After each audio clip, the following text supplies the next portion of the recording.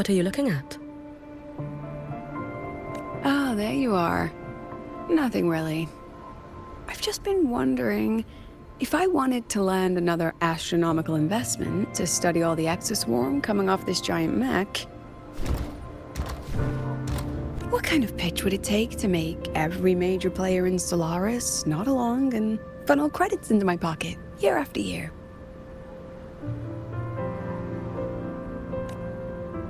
Have you figured it out? Not yet. My conscience won't let me think that far. Luckily, the man who can figure it out is back. The old man who promised me the blade. The head of the Space Trek Collective. The very same. But don't let the quick agreement fool you. He's already thinking 10 steps ahead. If Ishino Hada wasn't in such dire straits, he wouldn't have agreed to forge that blade for you so easily. Or at the very least, he'd have made sure he got his pound of flesh in return. I couldn't find the child. Time and space in that dimension are too fractured. My familiar lost its way. Then we need something that can hold out longer. A better way to search? Void matter reactivity has been high lately. A clear sign to follow would be best. That child is the exostrider's resonator. There's no clearer sign than that. Looks like it's time the exostrider was reactivated. When that happens, whether you're an annoying adult or the one meant to pilot it, I'm sure everyone will be on board, don't you think?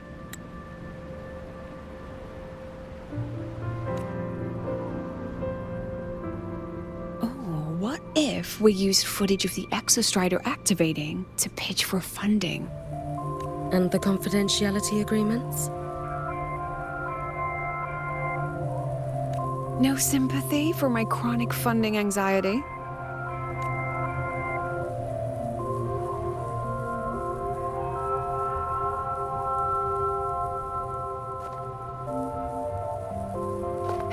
Fine. Go to Honami. I already approved your leave of absence.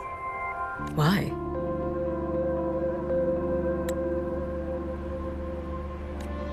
To test the blade?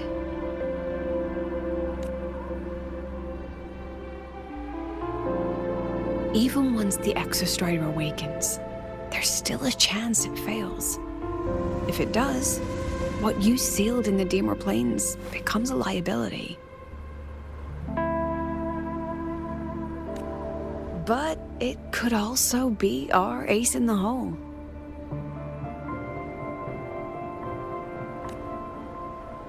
So, before I give you the thankless task of guarding those planes, go deal with matters of the heart first.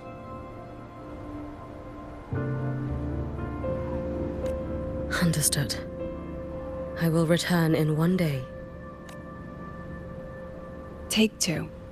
Give yourself a day to look around. Go on. A Black Shores member will meet you there. I still have all of Dr. Luke's mess to clean up. Understood. I am at your call should you require it.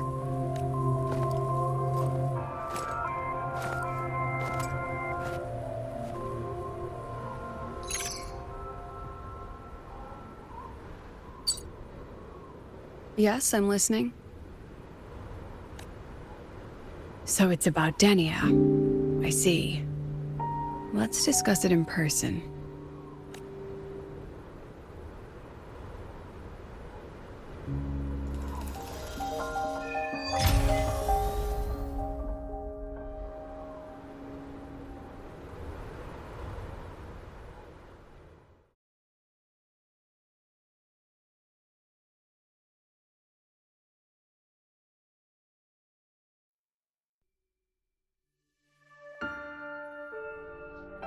Lady Miko, can you hear me? Yes. You may call me Hiyuki. Understood, Lady Hiyuki. Most of the left behind in Honami City have been relocated, but a few, the ones whose regrets run deepest, still roam the danger zones. Their unfulfilled desires concentrate the Lament's power. An incident just waiting to happen. With you here, I feel better about the situation. We didn't expect you to take this on yourself. Protecting Honami is the duty of the Miko of Flaming Sakura. I thank you for your support. Actually, I have a favor to ask. Oh, is it about Gyokuro, the former Miko? We've already found traces that may belong to her, but nothing we can confirm yet. We're in the process of narrowing down her location. As soon as we learn anything, you'll be the first to know. I am in your debt. Oh, it's nothing. If it weren't for you back then, I would have... Anyway, I'll leave this area to you. You can rely on me. Was there something else you wanted to say? Nothing, Lady Hiyuki. It's just... Thank you for everything you do. Goodbye.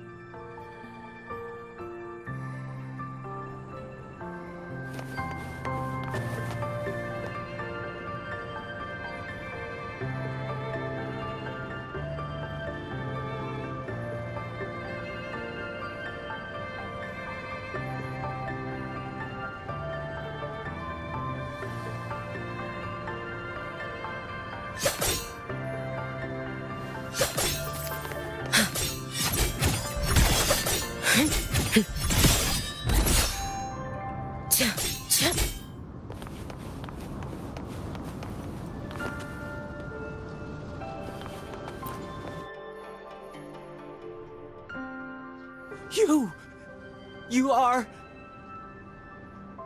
Yes. Miko of Flaming Sakura, you're back! I knew those monsters wouldn't stand a chance. Everyone else thought we were done for, but I told them, don't worry, Lady Miko will come and save us. I'm sorry. I was too late. It doesn't matter. You're here now, aren't you? Please, just say it. Say the Miko of Flaming Sakura has returned and that those monsters are finished. The Threnodian has retreated, but I couldn't. I couldn't save you. But you defeated it, again! And one day you'll drive it away from Ashinohara for good. Yes. I hear your wish. And I promise, one day... I failed their hopes. No matter how many times we drive it back, the Threnodian always returns.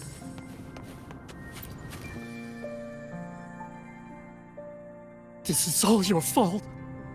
Eternal Miko, huh? You're all useless. Every last one of you.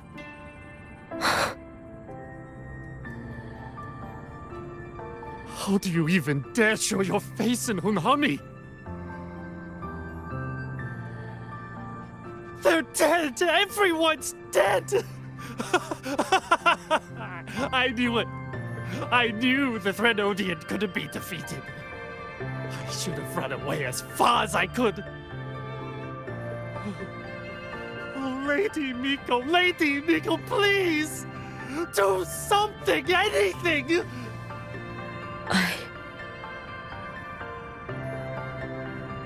Powerful people like you won't die even if you lose. What about us? What about ordinary people? Just wait to be torn apart? I knew you couldn't hold the line. I knew it couldn't be killed, but how do we go on from here? Lady Miko, heroes, tell me, what should we do? If you need someone to hate, let it be me.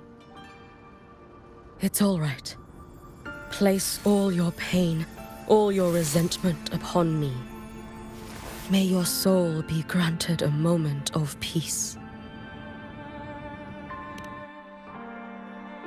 If I had been stronger, could I have saved them?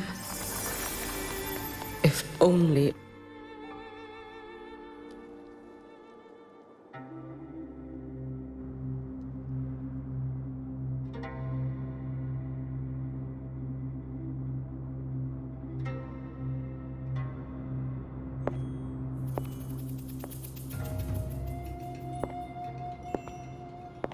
Lady Miko? Are you the Lady Miko?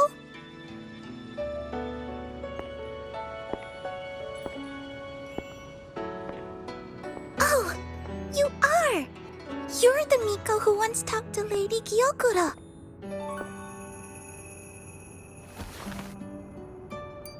She told me about you. She said you're her most treasured family, just like my big sister and I. Your name is... it's... Hiyuki. Yes! Hiyuki! That's it!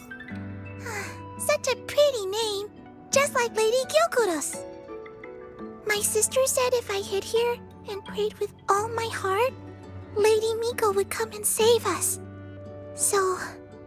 I've been waiting.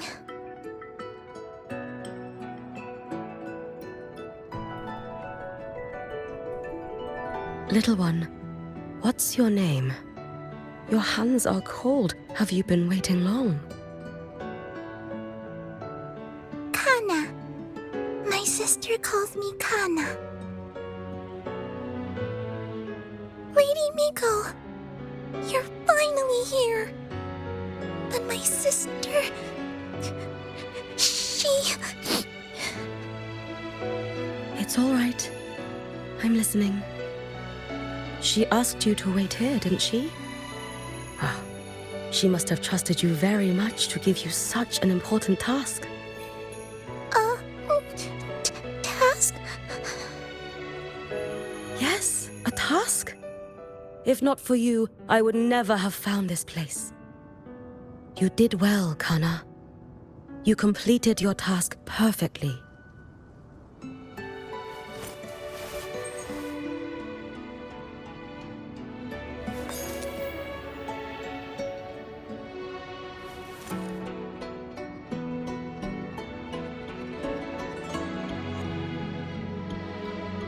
Lady Miko, are you here to save Honami?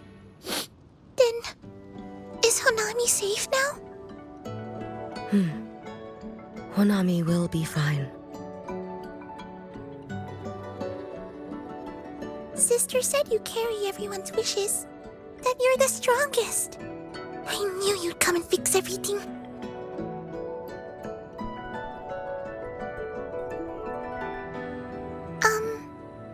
Lady Miko, can you help me find my sister? Of course. We'll both get to see our sisters again soon.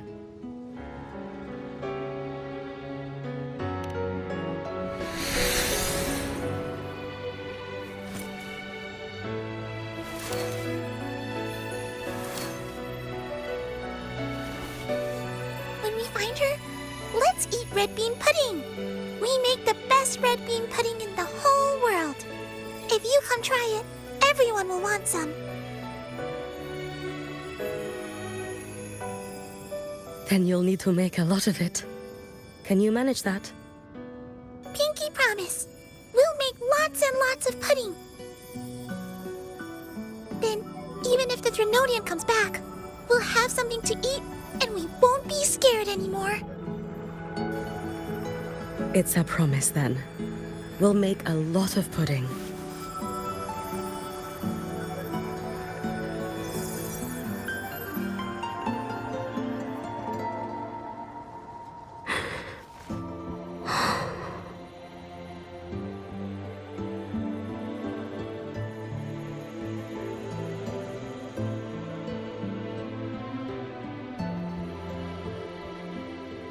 Red bean pudding. Gyokuro always did have a weakness for sweets like that. This time, will I find her traces and truly set her free.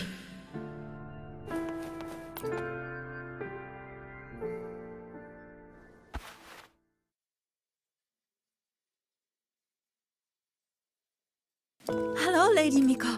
I've been waiting for you a very long time.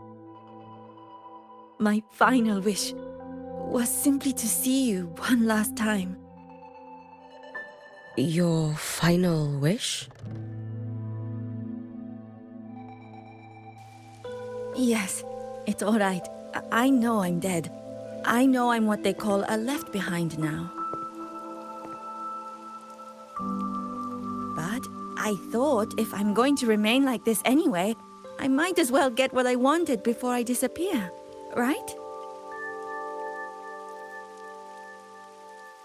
I've heard of cases where the left behind remain aware of their state, sustained by powerful desires, but for such a simple wish.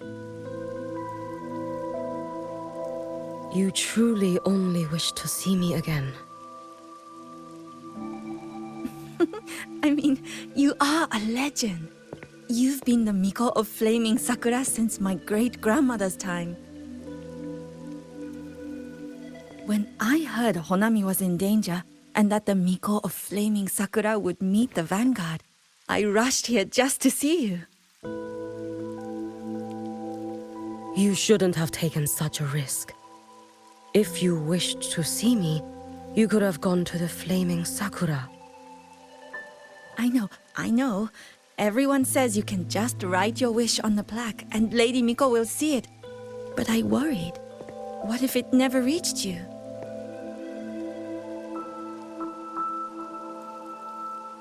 So I came all this way to make the wish in person. I wanted to see whether it would come true.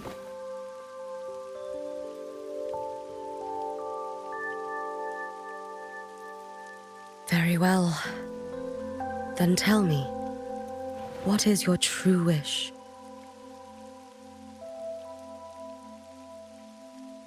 I wish for world peace, for people to stop living in fear of the lament. I want everyone to survive it. Lady Miko, my wish is that there will never be another Miko of Flaming Sakura.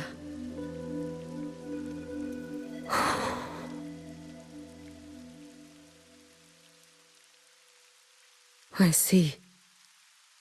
Then I promise you, this wish will be fulfilled.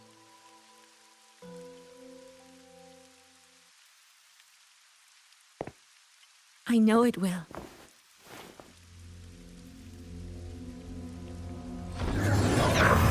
After all, you are the eternal Miko.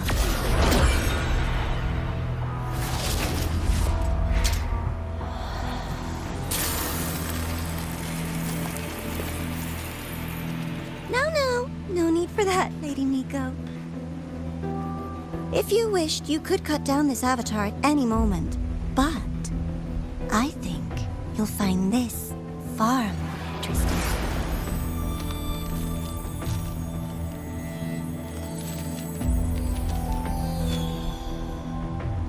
Gyokuro's Shiratori. I know the Fraxidus has cost Ashinohara its fair share of grief. But personally, I hold no ill will toward you. I had dealings with the previous Miko. It wasn't exactly a pleasant chat. But I promise you, her death was not by my hand. Just as you once witnessed, she met the fate all Mikos of Flaming Sakura share. She died, burning her future to ash to pay for the present. Aren't you even a little curious about what I showed her? If this makes you uncomfortable, feel free to cut through space and leave. This face of mine, of course, is entirely at your mercy.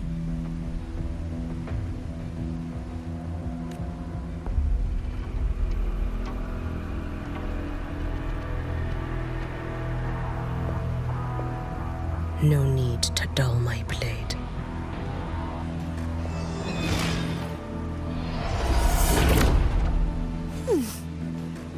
She wears the exact same expression as the previous Miko. I suppose one day she too will be reduced to ashes by her own wish. Oh, Eternal Miko. Is she simply arrogant? Or just a coward?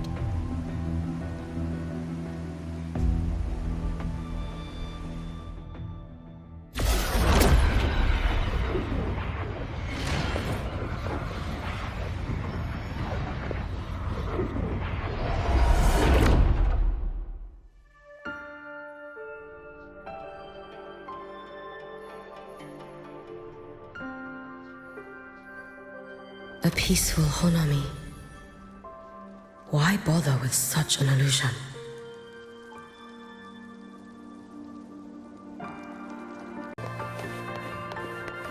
Let's get moving.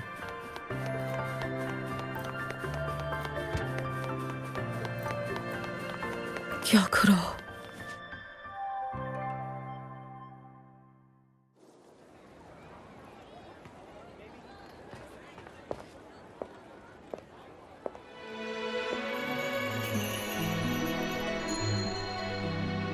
Lady Gyokuro, guess what? No math homework today.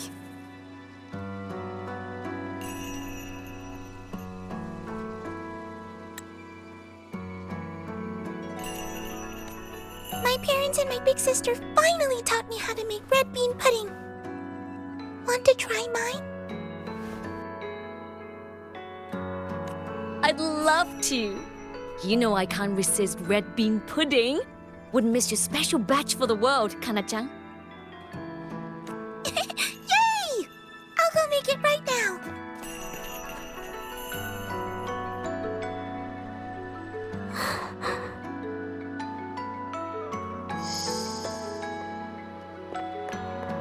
Anewe, I'm here.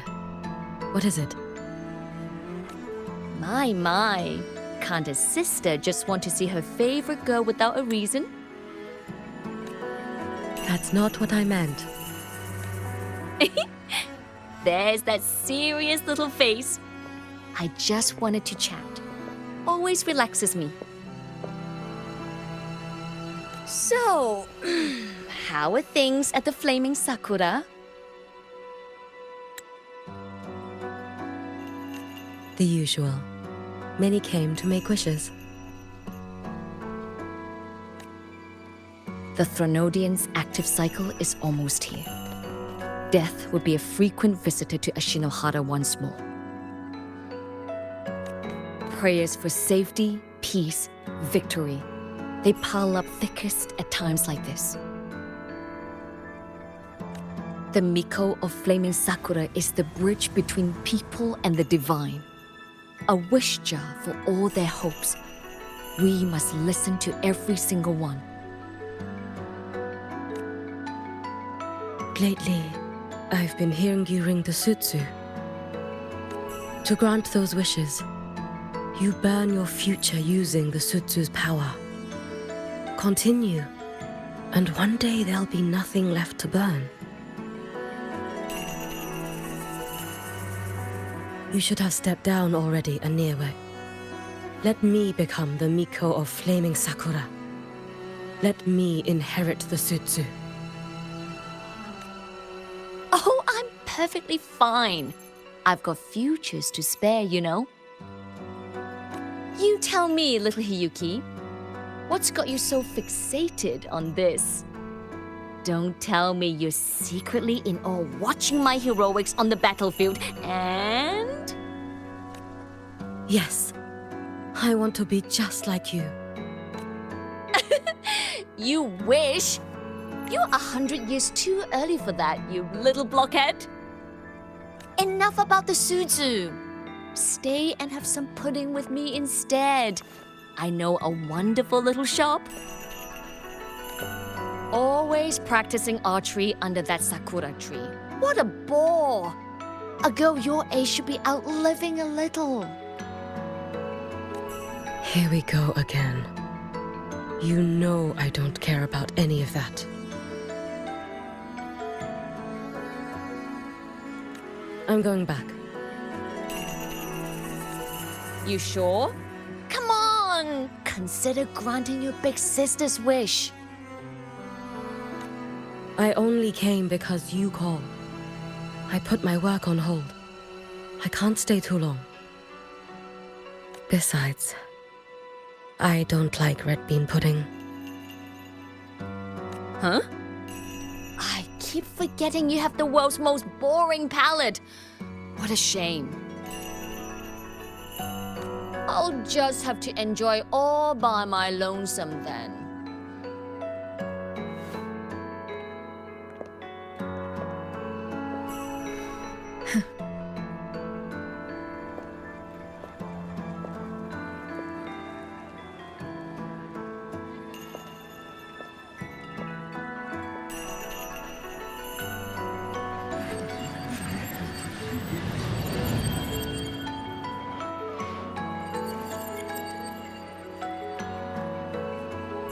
Gyokuro never once spoke of her own wishes. She lived only to grant the wishes of others.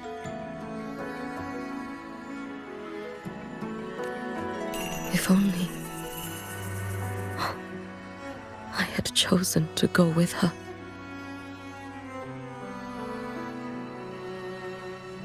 I should go there.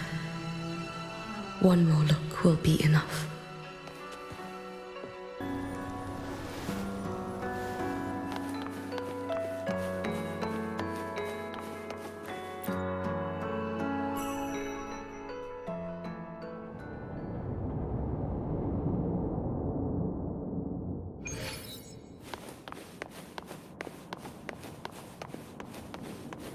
Still regretting that you didn't step into that shop and try that red bean pudding with the former Miko, aren't you?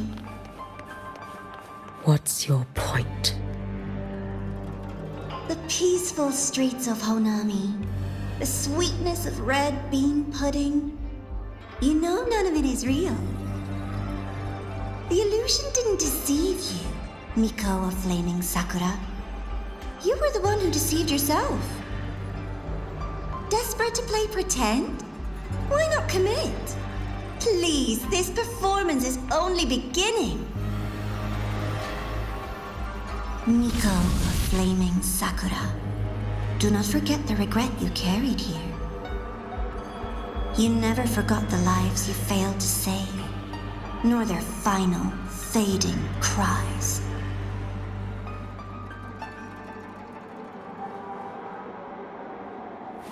Let's get moving.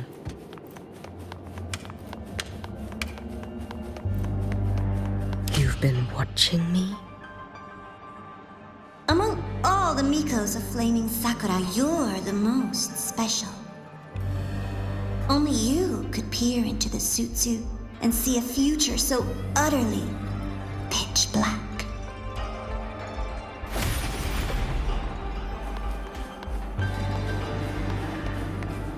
This is... Oh, you've heard the stories, of course. But none of them know what Rover really endured to reach this point.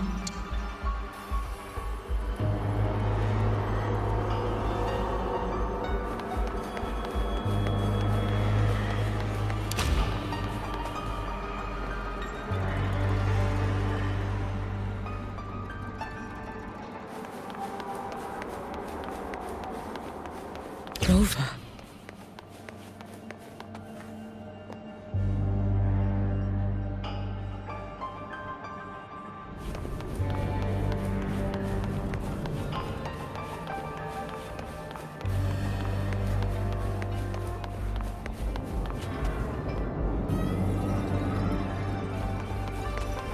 This is...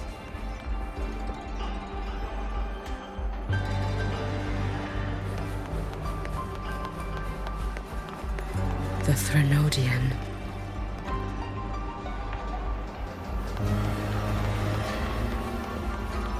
Go on. The next act awaits you.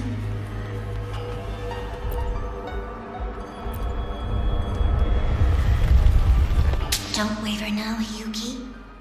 That instinctive revulsion you're feeling will guide you down a path diametrically opposed to my own. You must walk this road. Only then will you understand, accept, and finally see where you went wrong.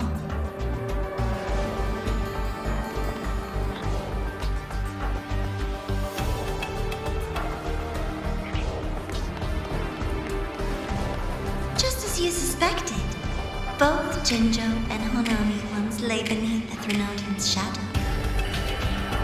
But only in Jinjo did the night give way to dawn. You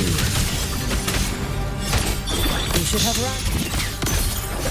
I wouldn't never deny their achievements or hide the price they paid. That is their pride. And likewise, I would never deceive your eyes. This blade. It's as sharp as they promised. Once business in lahai-roi is settled, I'll take it back to Ashinohara.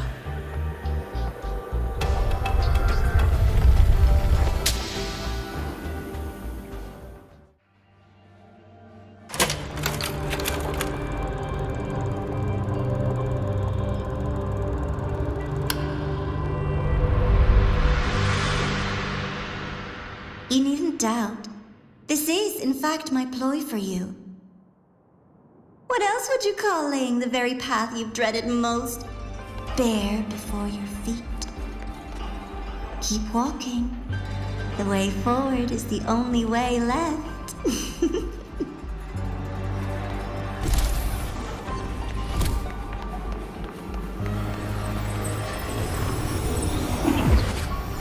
The inverted tower. I read the reports. Another place reduced to ruin by the Threnodian. A nation that placed its faith in the Sentinel, yet its blessed maiden was spawned by the Threnodian Leviathan. Deliciously absurd, isn't it? I read the incident reports. It was the Threnodian scheme. Obvious enough. And from it, I obtained the precise counterweight to tip the scales. The power of assimilation. Precisely. After all, isn't that blessed maiden living proof? Proof that harnessing the Threnodian's power is a viable path. Is this The foe of Imperator. As you know, even a sentinel can't be a crutch for humanity forever.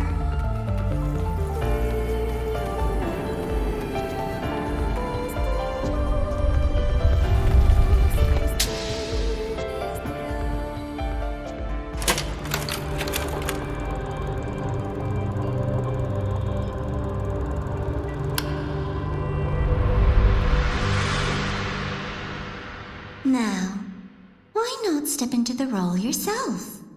Experience Renacita's conclusion firsthand. Oh, and I made a personal appearance for the grand finale in Renacita. I couldn't very well abandon my rather childish subordinates like that, could I? Let's get moving. A light so blinding it lays bare all the film. A world where every prayer is answered. Just like a dream, wouldn't you say? Ah, if only Ashinohara could have... You had so many companions. Every single time, he succeeded in saving them. If only I could have... Ashinohara. Am I envious of what he has achieved? A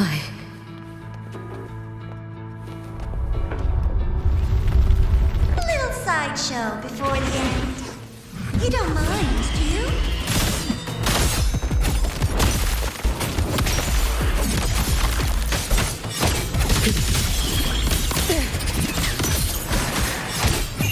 Take your final dive into Naraka.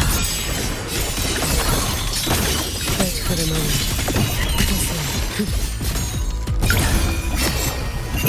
Roam above the inferno, gazing at the sea. So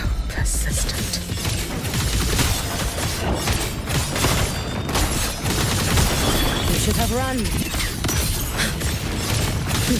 Lend me your strength.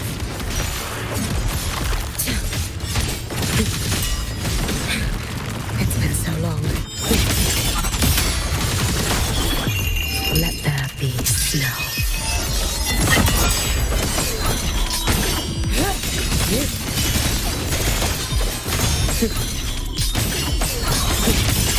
If my blade had been keener, could I have... Is my focus slipping? Why is this even surfacing now? Take your time. We're almost at the finale.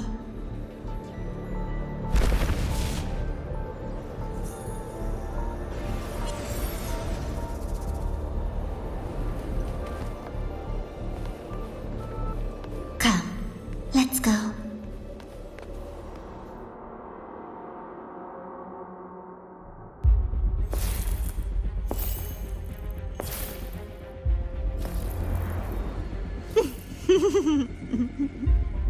Thoughts on the show?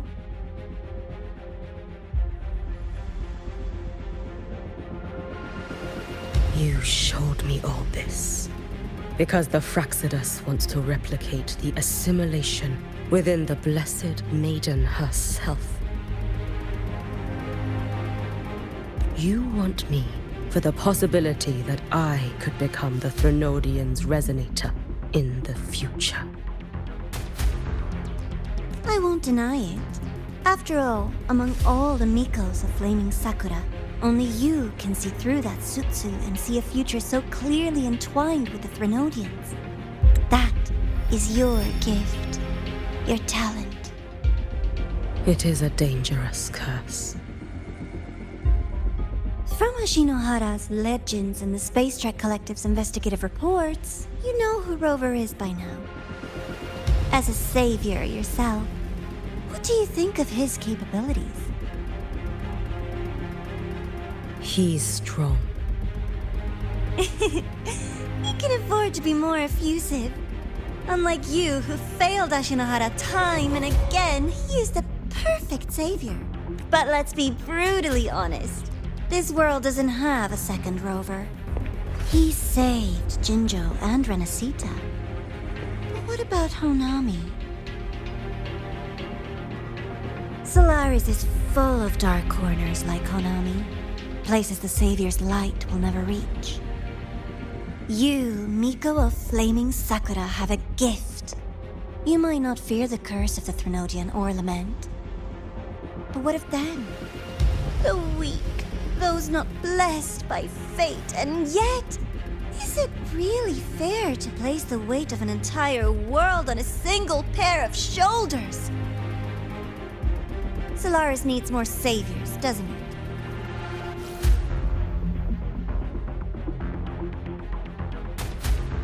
I'm just using the Threnodian to bring more of them into this world. You mean... you want to use its power? The way Rover once did? I've tried before, but a miracle like Fleur-de-Lis requires a billion coincidences. And Mia? Nothing but the delusional ravings of Leviathan. Even the one that appeared in Renacita at the end was just a hollow, mute shell.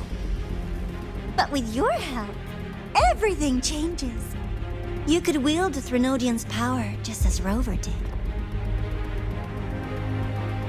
Honami would not be a ruin, and Ashinohara would finally have its true savior. I have to admit, your proposition is tempting. I desire vengeance against the Threnodian. That is why I seek greater strength. I stayed in lahai-roi to forge a blade sharp enough to kill it. But I will not discard my dignity as a human for it. I will not become the very horror I hate. Not even for retribution. You stand on Honami's soil. You stand on a graveyard of millions. Go on. Ask them if your dignity as a human matters. I think they tell you that simply staying alive is what matters. Eternal Miko, you know your limits. You've crawled through countless defeats, barely protecting Ashinahara from the Threnodians' assault. But what of the future? You are no savior like him. When you fall, who will take up the Sutsu? Who will walk this lonely, futile path next?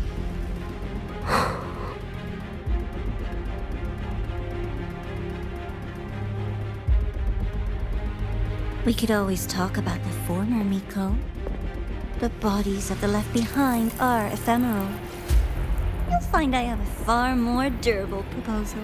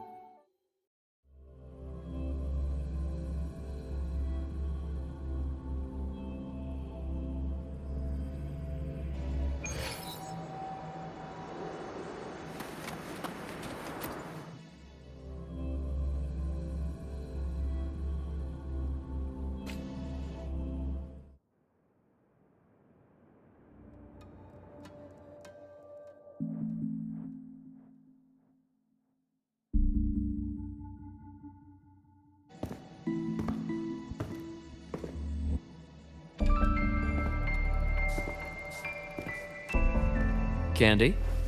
It's a new flavor. Segue and Lene suggested it.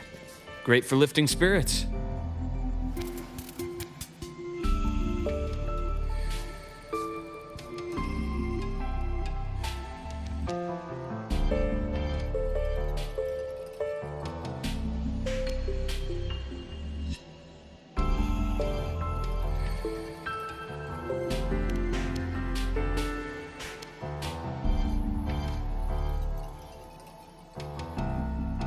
All right, Luke.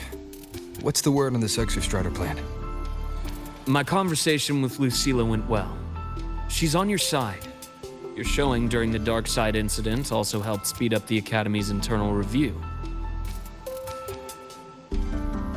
That said, you've been a student here for less than a year. You'll need the Space Trek Collective's approval to officially activate the exostrider. Their biggest financial backer is the New Federation. And of course, they answer to an entire board of investors. And to them, the exostrider is definitely a high-value asset. I've been flooding their desks with reports. Your Academy investigation record, your latest test scores from Abel College, and a full physical adaptability eval I wrote myself. And were they rejected?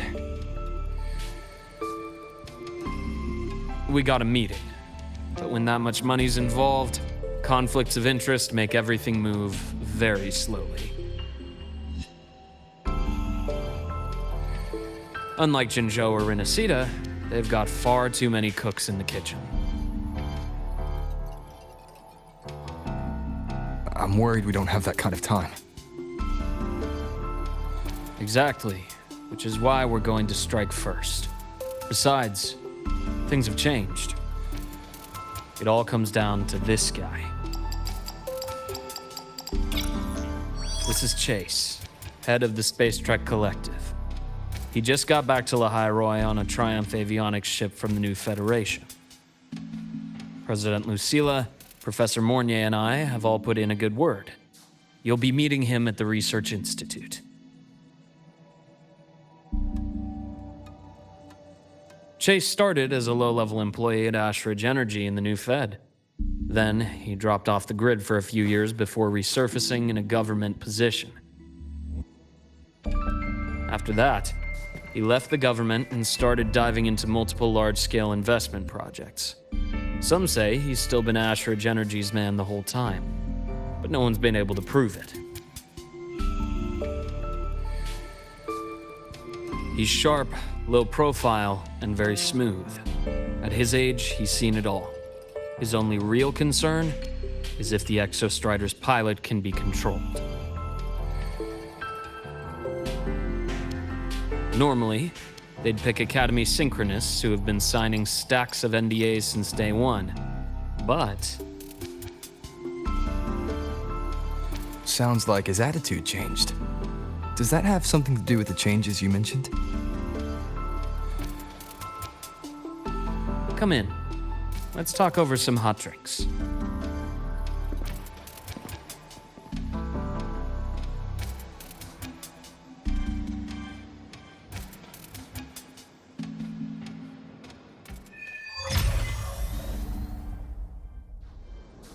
I heard Lucilla asked for your help after the ceremony. How did it feel working with her?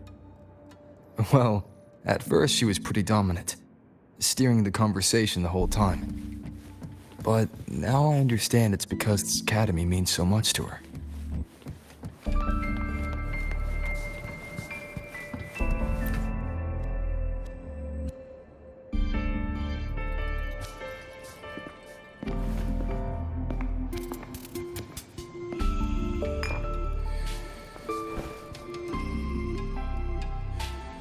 Based on your intel, the reactor core has been returned.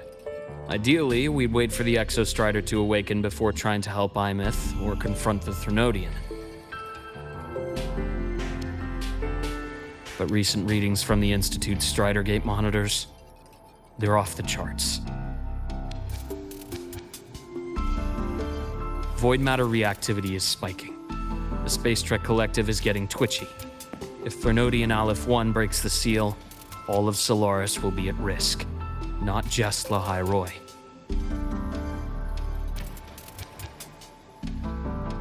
Now, the Collective didn't establish itself here without binders full of contingencies for a Thrnodian event. The problem is, every one of those plans would scorch decades of scientific progress. Which, in our case, actually gives us some leverage. Enough to have a real conversation with their head. Then I'll convince him. I'll show him that the lowest casualty count is the only one that makes sense. He'll have to approve me as the synchronist who pilots the exostrider.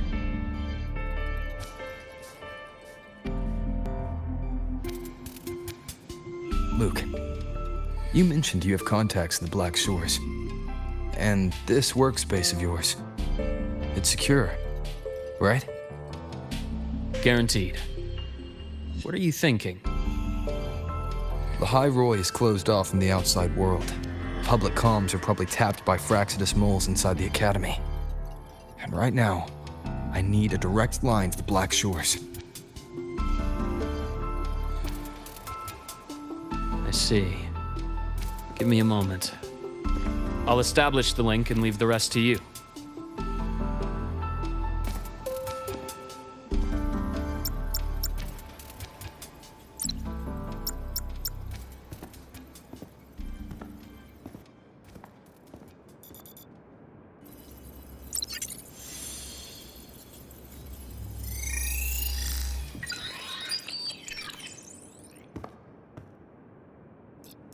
I received your call, Rover. Is the situation in lahai-roi that dire?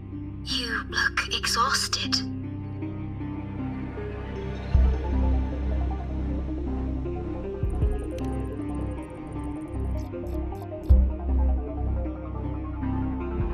My frequency loss has been resolved. But lahai-roi is under imminent Thenodian threat. I need your help, Shorekeeper. Understood. For this purpose, both I and the Black Shores exist.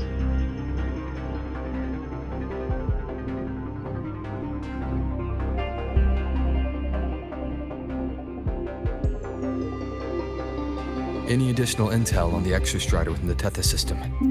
Verified or not, I need everything you have.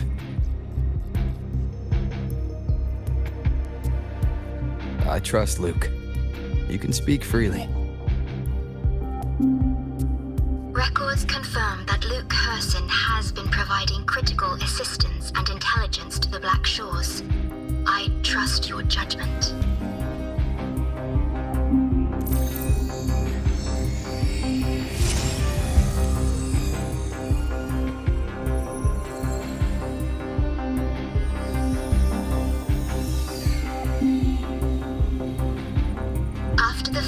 Startorch Academy, most information fell under their seal of secrecy. However, in its early days, you mediated negotiations between the Academy and the Roya. Through that process, the Black Shores gained partial access to certain archived insights. The Space Trek collective fears that due to the Exoswarm's division, the Exostrider, even upon awakening, might not have enough power to face the Thenodian. This concern led to the Augmented Resonance Initiative, the Synchronists. Observing how Sentinels work with their resonators, they theorized that the Exostrider, sharing similarities, could amplify its power through a resonator as well. However, considering your link with the Exostrider, the Tethys system does not recommend this method.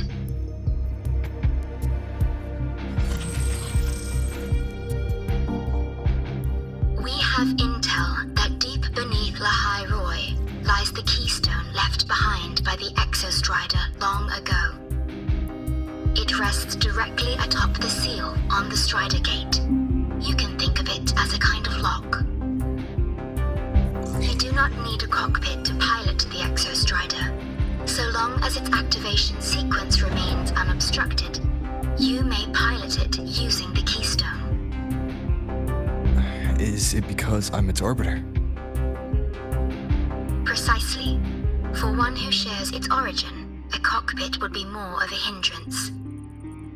As for aemeath, I think Dr. Luke's proposal is viable. You mean using the exoswarm-like shell that appeared in the cockpit to look for her?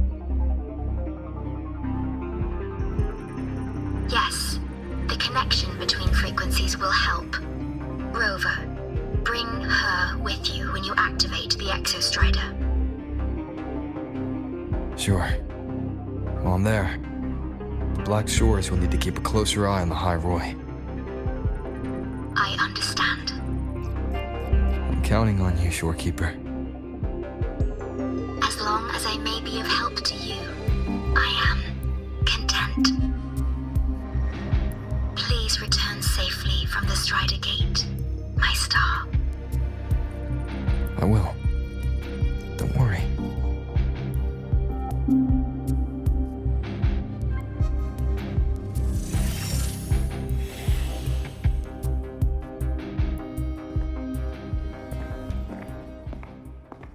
I'll inform Lucilla. Take your time finishing that drink before you head out.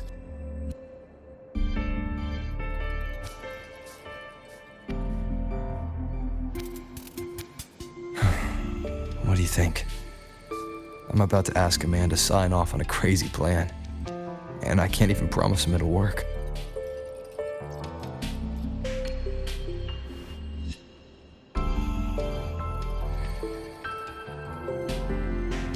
Nobody has a plan they promise will work. If Chase agrees, it's because he's betting that you're his best option. Just take the win. At the end of the day, it all comes down to the person.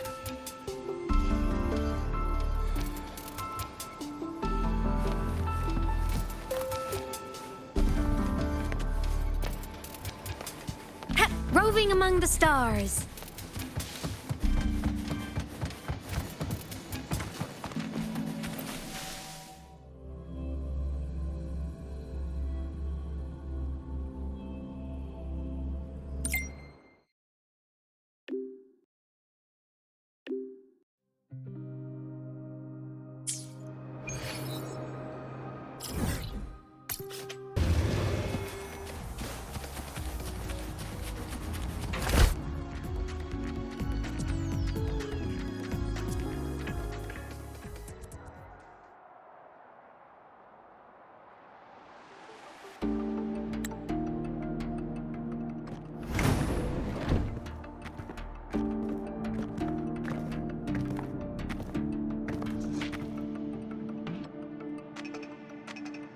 Mr. Chase, this is the student I mentioned, Rover.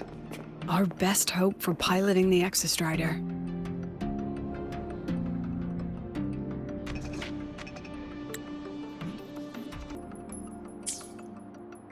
Save the intro, President Lucila. We've met before.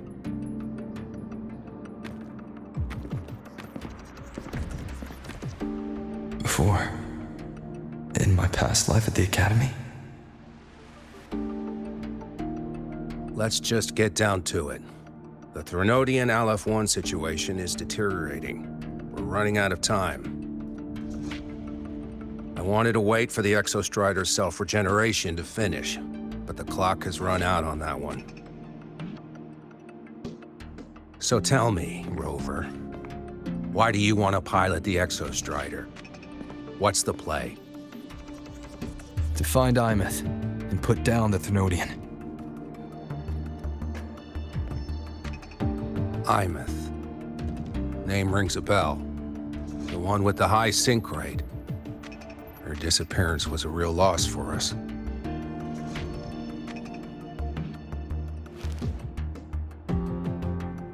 She's beyond the Strider Gate.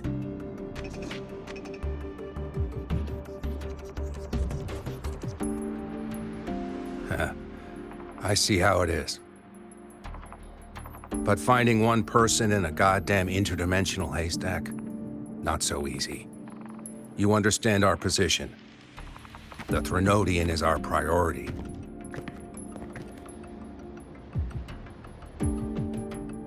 Stopping the Threnodian is my priority too. I'm gonna handle both.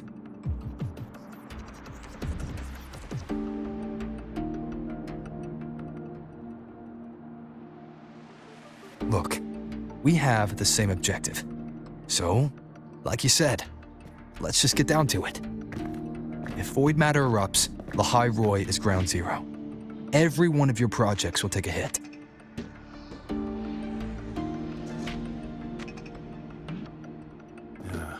Regarding Aleph-1, our intel is insufficient. We are not, at this time, considering its total destruction.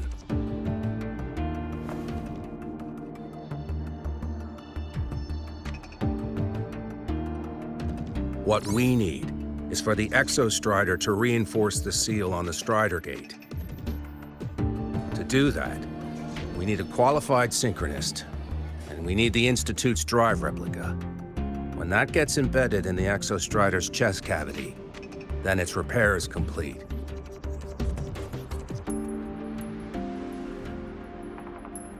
Right now, the replica is in its final phase of development. We're still missing critical data. A drive replica. Is that what you're building from the fallen reactor drive after Helios was launched? Correct. It's based on the original drive's framework. You had a hand to play in that. You made sure Helios got launched. To complete the drive replica, we require precise data from the exostrider operating in high concentrations of void matter, and environmental readings from inside the Threnodian. Without them, we can't guarantee the exostrider can resist Aleph-1's corruption. Here's the verdict. On behalf of the Space Trek Collective, I authorize you to pilot the exostrider.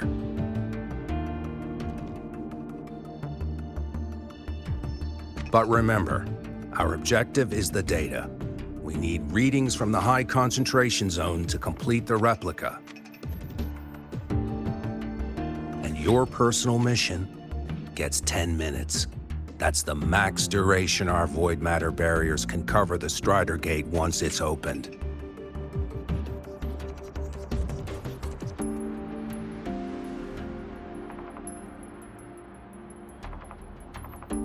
After 10 minutes, you return to Lahai-roi, whether you found aemeath or not.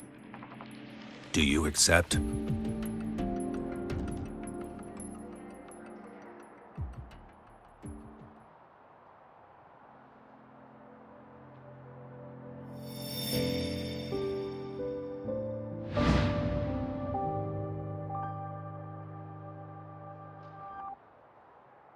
Deal.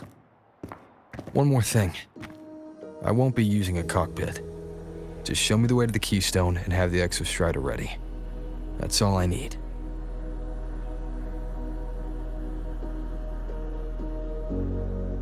Huh. Still full of surprises. Always bringing us the unconventional. Lucilla, run a high-pressure sync test for the Synchronist. I've seen the physical eval, but I want live data for validation.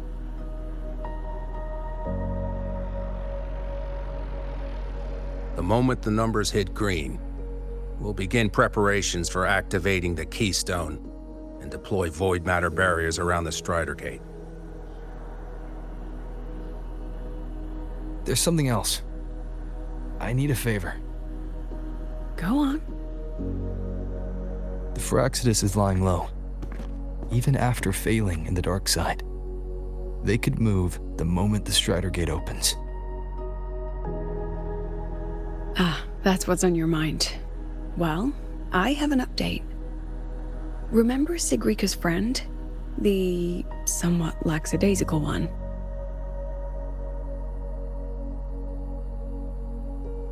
You mean Denia? That's the one. She's gone missing. Our investigation points to her being the agent the Grand Architect referred to. But don't let it distract you. I have a reliable friend keeping an eye on Phyrexidus activity. You just focus on waking the giant. Leave the rest to us, Rover.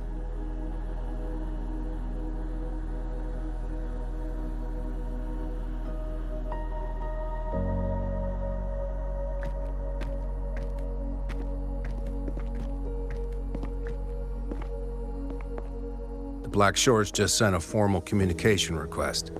They're offering full support for lahai-roi's evacuation, if it comes to that. You handle it, Lucilla. You have a better read on the situation than I do. And you're better at talking with that student.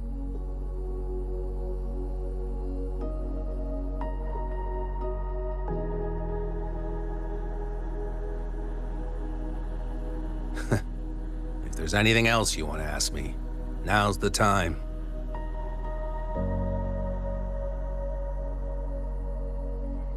I'm surprised you're placing this much trust in Rover, authorizing him so readily.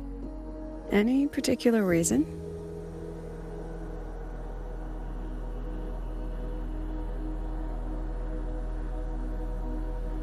We're different, President.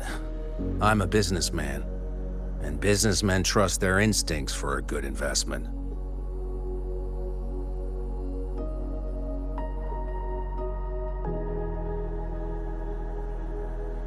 The Threnodian could strike at any time. Given the circumstances, lahai-roi may have to be written off.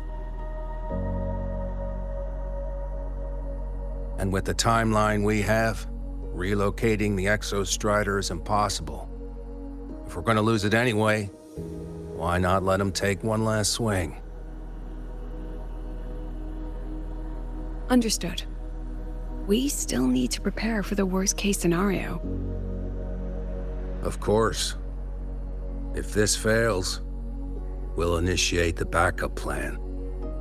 Duskvale.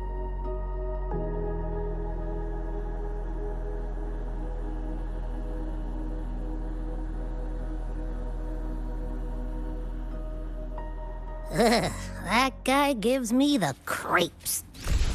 What kind of place is the new Federation anyway? Nah, are they all gonna be like that? We'll find out when we get there, Abby.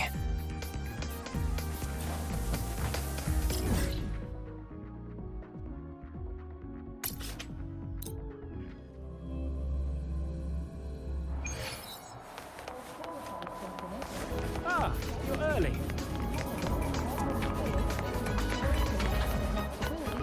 Isn't it a bit weird to wear your piloting suit for class in another department?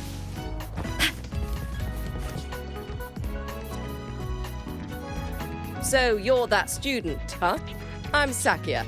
I'll be overseeing and evaluating your test today. Lucilla filled me in on everything. This synchronization test is far more intense than the standard procedure. We're simulating the neural load of a direct link with the exostrider. If you feel anything off, you call it. I won't allow the test to continue under overclocking conditions. Review and confirm the safety protocols before entering the cockpit. Good. The cabin systems are configured. The simulator cockpit is right there. I'll be watching your metrics closely the whole time. I hope you pass the test smoothly.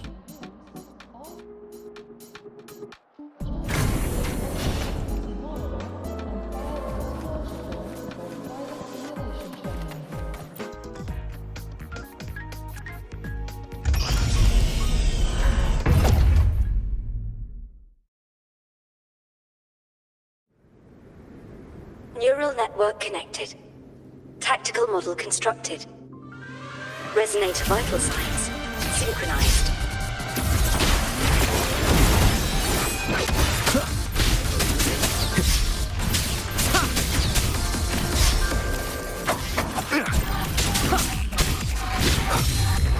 Be gone.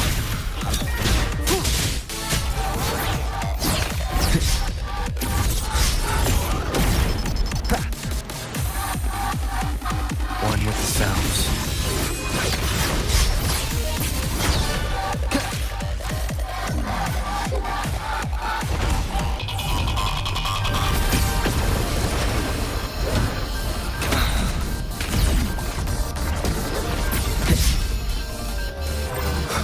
Shadow descends.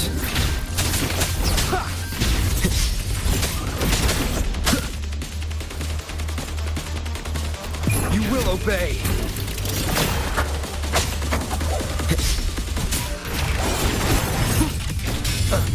Keep it together. Nowhere to hide.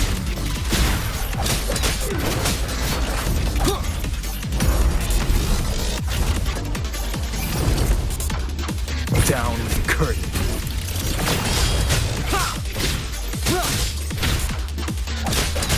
Test complete. Recording synchronization rates data. Cockpit opening. Please exit according to the safety protocols.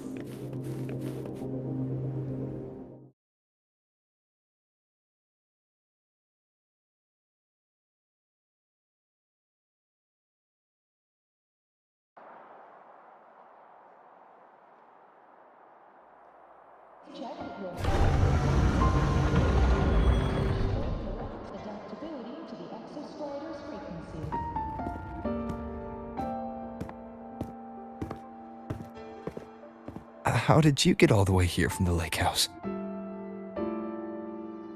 She wanders into the academy sometimes. Usually her caretaker bot escorts her back pretty quick, but today she was being difficult.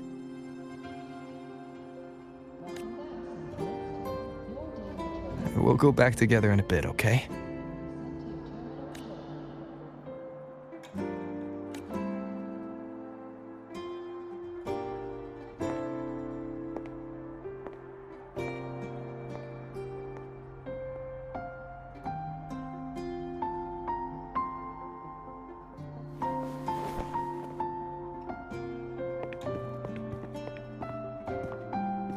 So the little terror can be quiet. Never thought I'd see the day.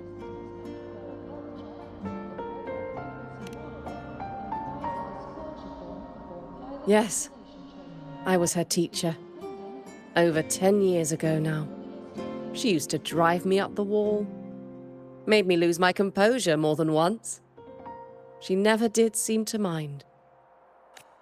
The last day I taught her, she wrote saving the world as her career path. I asked her if that was really what a synchronist should be aiming for, then gave her a piece of my mind and told her to rewrite it. She didn't even get upset, just smiled, took the form and walked away. She never stepped out of that cockpit again. Now she's back, but not really. What a headache of a student.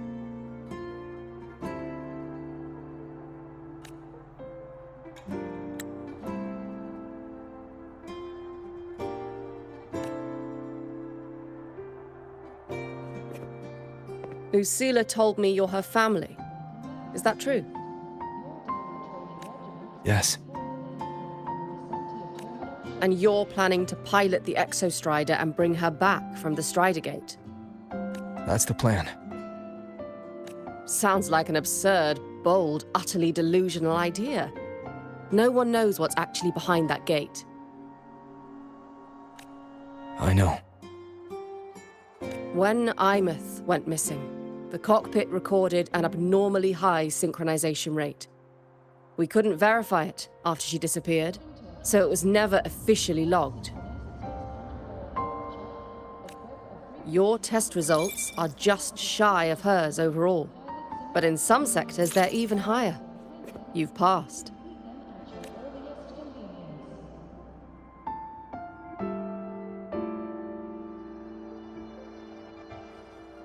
I hope that absurd plan of yours works, and that you bring my student home.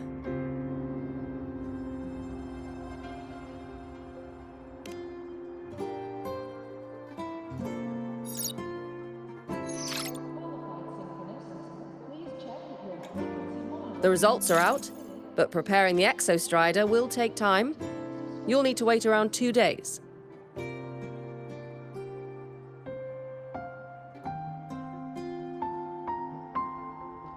We'll let you know when it's ready.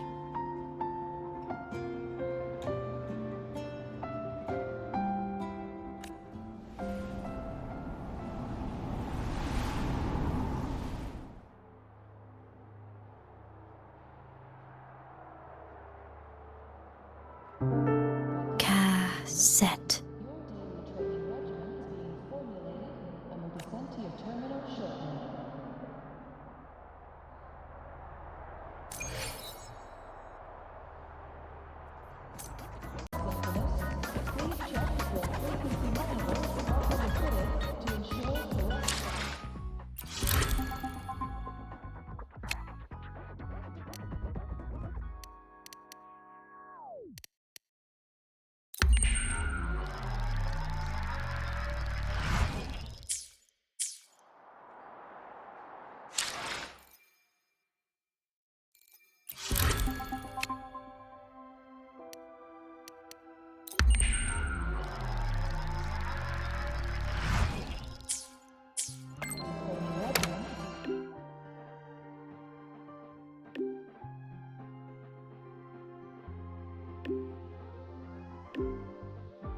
So, we're finally going to where that giant eye is hiding? Yeah. And Abby, if you think it's stronger than you, don't try to be a hero, okay? I've got this. But, we don't know how much strength is hiding behind that gate, huh? Our priorities are the data and aemeath. A direct fight with Aleph 1 can wait until the drive replica is ready.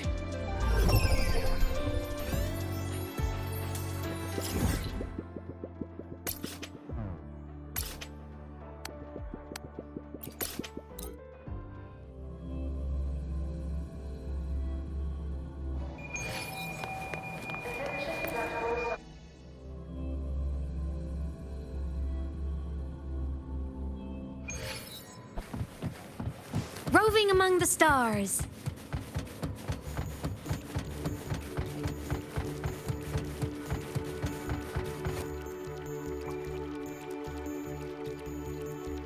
Hey, Rover. Are you leaving now?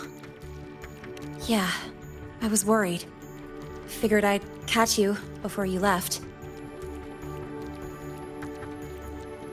So, you're gonna pilot the exostrider. You feel nervous at all? I know you're awesome and all, but nobody's ever done this before. Nobody knows if the exostrider will even move, or what else might go wrong. Everything's felt so heavy at the academy lately. Teachers are stretched thin. Even the nearby exoswarms seem restless. Lene, are you nervous? Okay, fine. Is it that obvious? Look, after I aced the entrance exam, I thought, sweet, life's gonna be packed again, non-stop, like it used to be. But just when I was ready to finally be a student, my bubble popped. My brilliant student life, poof, and done. The Threnodian, void matter, the Frexidus, they're breathing down our necks. And I can't do anything to help you fight them. I just have to stand here and watch you walk into danger alone. It makes me feel totally useless. I'd feel worse if I tracked everyone in lahai-roi into danger just to back me up. Of course, if things get really desperate, we'll have to face it together. But for now, when I look at all the students who came here chasing their dreams, I want them to stay students. Because... Whew, dang, that's a heavy title. We're in the same year, you know. But I get what you're saying. Making you waste time on a pep talk when you've got a world to save? I do need to grow up. But I won't just sit around. I'll be on standby. Whatever the Academy needs to support your mission, I'm in. And when this is all over, we're going for a drive.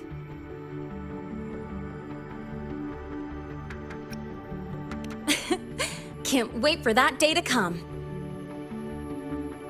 Professor Mornier's up ahead. Good luck out there, my friend.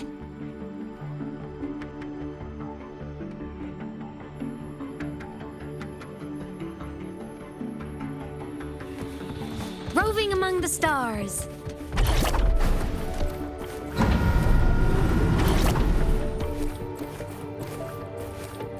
I don't care if she only wants me as a jack.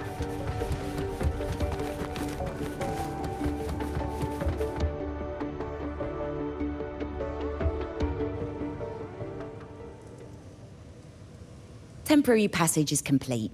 It will take you directly to the Keystone. The Black Shores will keep a team on standby here at the Institute. If you need our support, just say the word. Thank you. We couldn't have built the data framework this quickly without your team's expertise. Lahai-roi is a top priority. A joint call by the Shorekeeper and the Tethys system. Oh, Professor Mornier, your guest has arrived.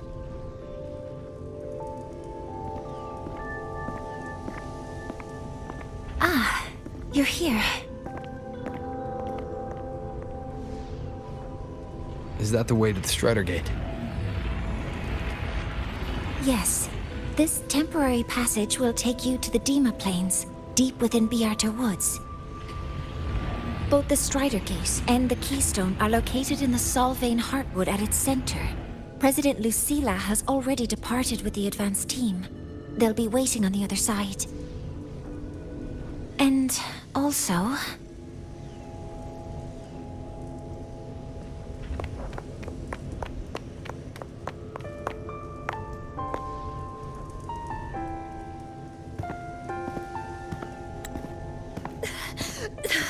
She's too fast.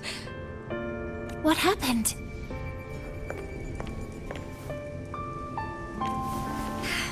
Professor Monnier, she suddenly bolted into the cassette depository and took this. This is...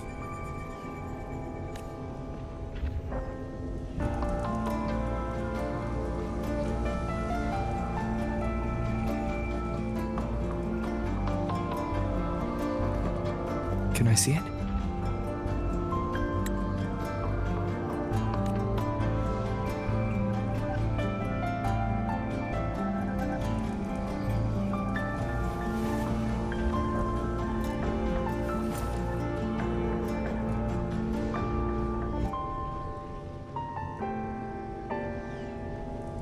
I'll give it back in a moment. Mornier, do you see what's special about it?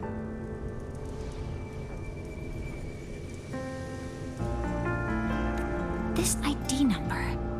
I saw it in the student file during her inspection. This is aemeath's own cassette. It's been stored in the depository since she went missing. Why did you want to bring this now? It may be instinctual. Dr. Luke did say this exoswarm-like shell shares a frequency link with the real aemeath.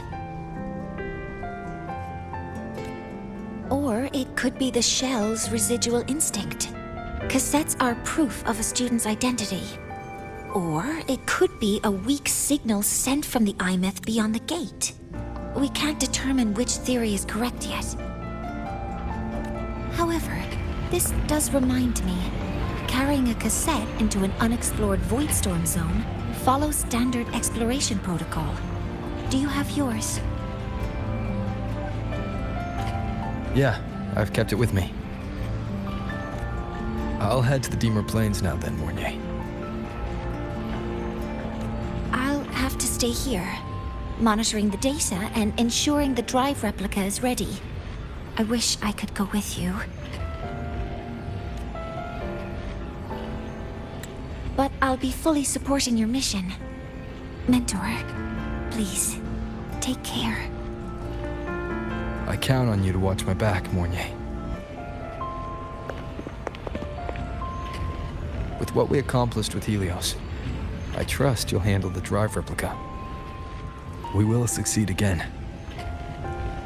I won't let you down, Mentor. Let this be a new promise between us.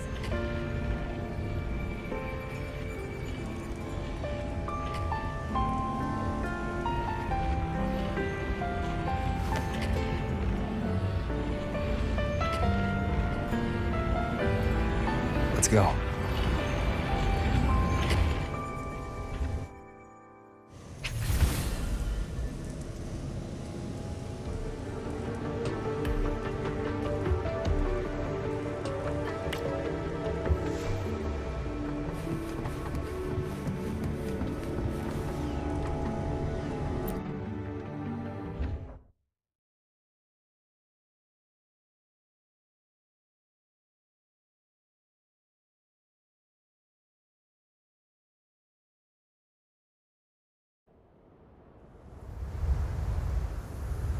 Ugh, stinky. This place reeks. The smell of that giant eyeball's getting stronger. That massive glowing tree. Is that the Sylvain Heartwood?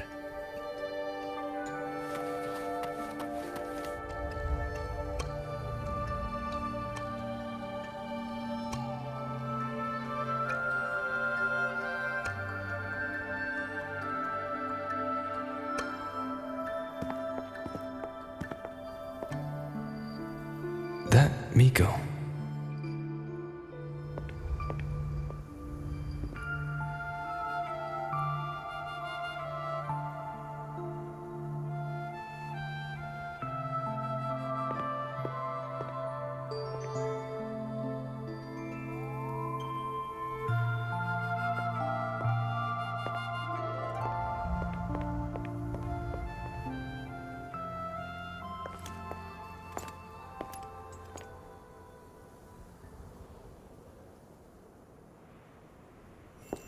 Wait, before you go, you should say hello to him.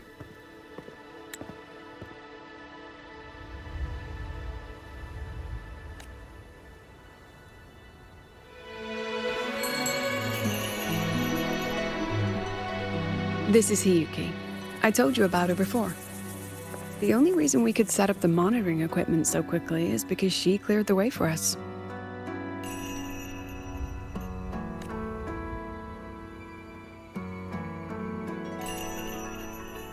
See that lingering frost? 10 years ago, a void matter rift opened in the Deemer Plains. Hiyuki went there alone and sealed it.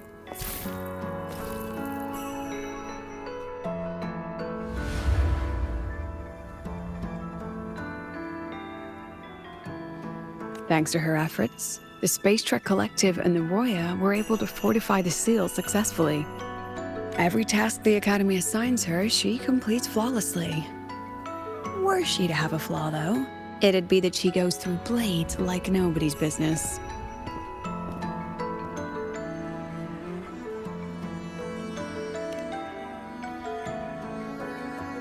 Yes.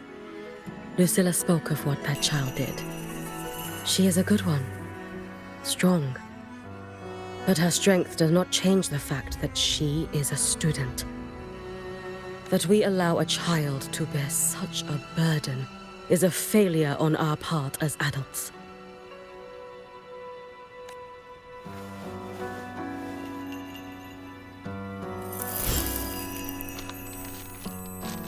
I sent this white bird to search the Void Matter's concentrated depths, and I am certain I felt her frequency. Somewhere in void space she waits. The Collective pursues what is right, but your quest to save the one you hold dear, that I understand. Very good. But I'm afraid we can't say more than that, okay? Right now, both sides want the same thing. That's the best we could ask for.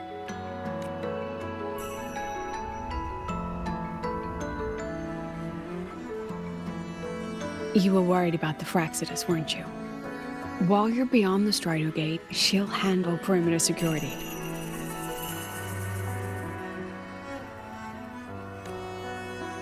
She's hunted both the Threnodian and the Fraxidus for a long time. There's no one better for the job. Right, Hiyuki? Yes. Those two Fraxidus members. I will track them down.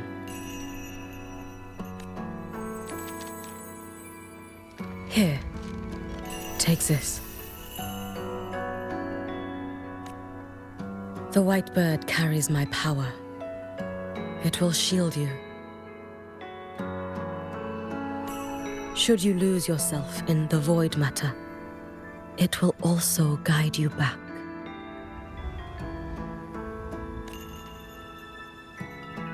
Hiyuki is part of Star Torch Academy's Special Response Force. She works from the shadows.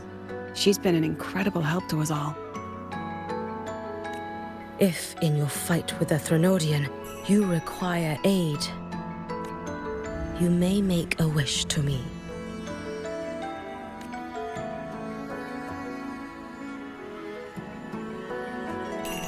How about I go first? I wish for peace and safety across the Deemer Plains.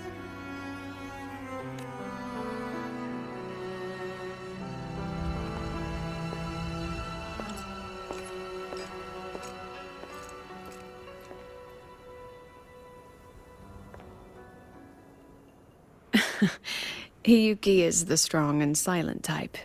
Spend enough time with her, though, and you'll find she's rather fascinating. Why didn't you introduce us before? Why the reveal now? No point in hiding what's already in plain sight. Besides, you're both strong, and it's safer if you work together. What did she mean, make a wish? Just what it sounds like. But don't make one unless it's life or death.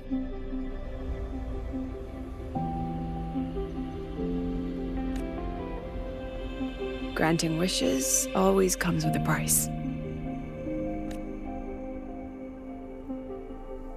I've sent you intel on high concentration void matter zones. Review them when you can. I couldn't say this with Chase present, but I think you understand. For him, this is a calculated investment. For you, it's a suicide mission.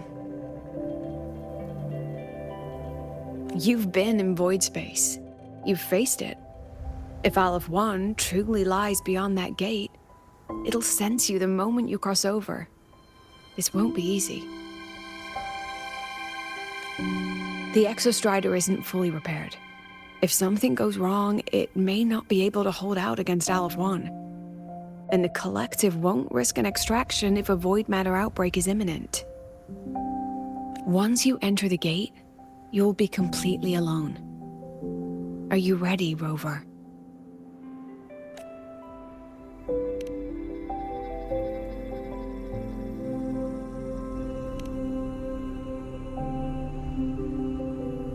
I've been in situations like this more times than I can count. If I only cared about walking away clean, I wouldn't have gotten this far, or be standing here now. So, thanks for the concern, President. But I've been ready. Very good. I'm relieved you've thought it through. I'll be here with the others, monitoring the void matter barriers. If something happens, I have to respond immediately as the Academy's head. We'll probably be able to maintain a data feed, but based on past intel, the void matter's disintegration effect will destabilize the signal.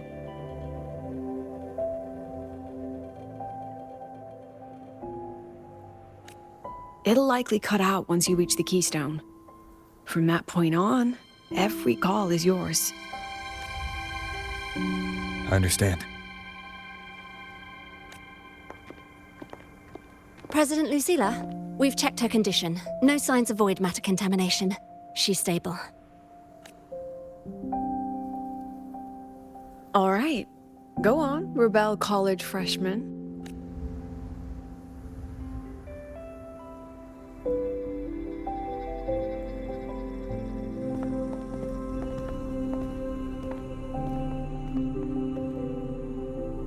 The students and faculty of Star Torch Academy have been waiting for the day the exostrider awakens.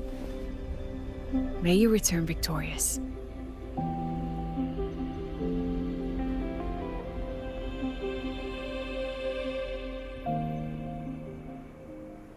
Void matter gauge readings are stable. No abnormal fluctuations at the keystone. The synchronous vitals are within the expected range. All readings normal. Frequency. Delay.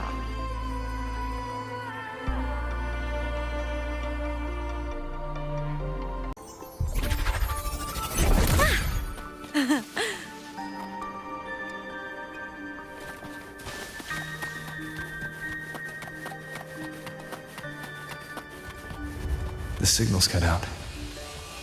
It's so quiet. Are these? Solid skin. The solid skin merged into the roots. They didn't return to the exostrider through the solace trace.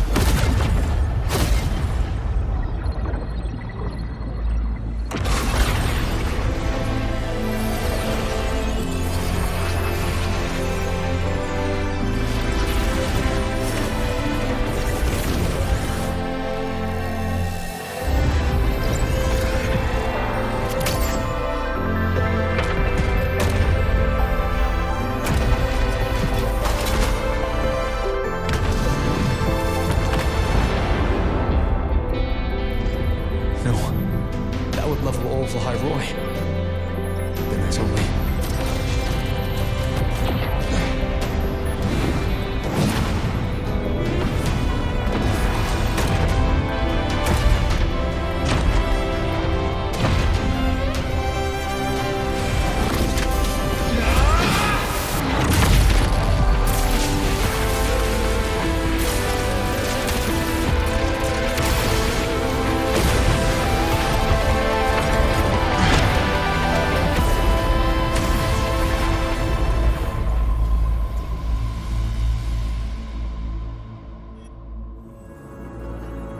starting to feel dizzy.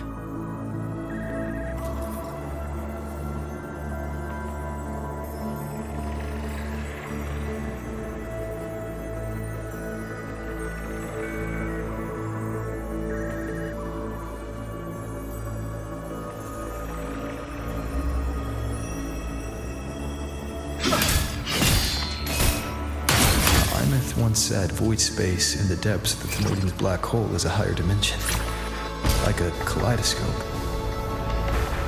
Time and space here don't flow. They're tangled. Is all of this inside Alaforn? Those figures, that space trek collected in roaring clothing. They're reaching for something. Can't make out what. That frequency. Is it aemeath?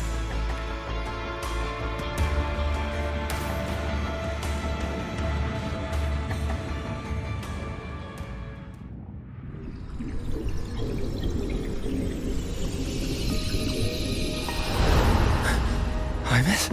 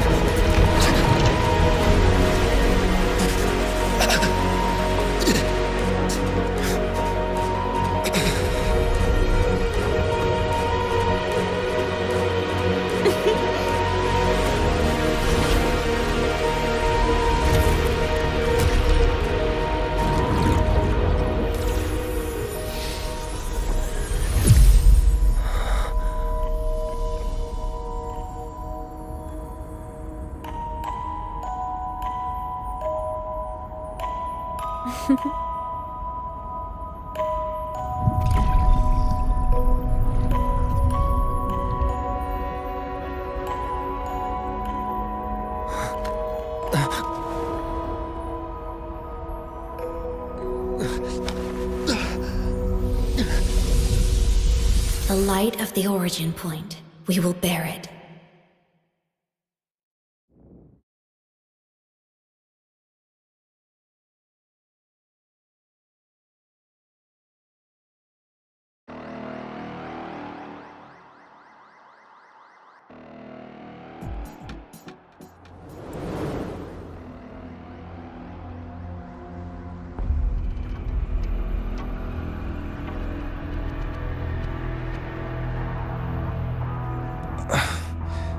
Am I back at the academy?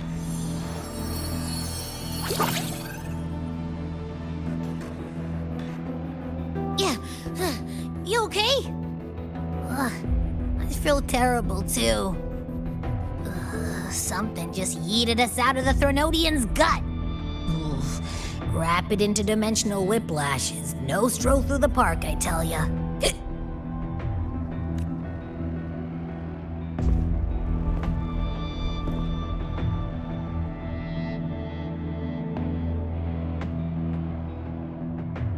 The exostrider isn't here. Uh-huh. The big guy's still stuck inside the Thenodian. Did you see that freaky black hand that popped up in the cockpit? The whole dimension freaked out, like it was trying to spit us out. Next second, the void matter had flushed us out here. I saw Navora in the flashes. It's the Phraxidus. Has to be. Everyone was standing right here. This is where void matter began to contaminate the sky. And Alaforn was watching me and the exostrider beyond the gate.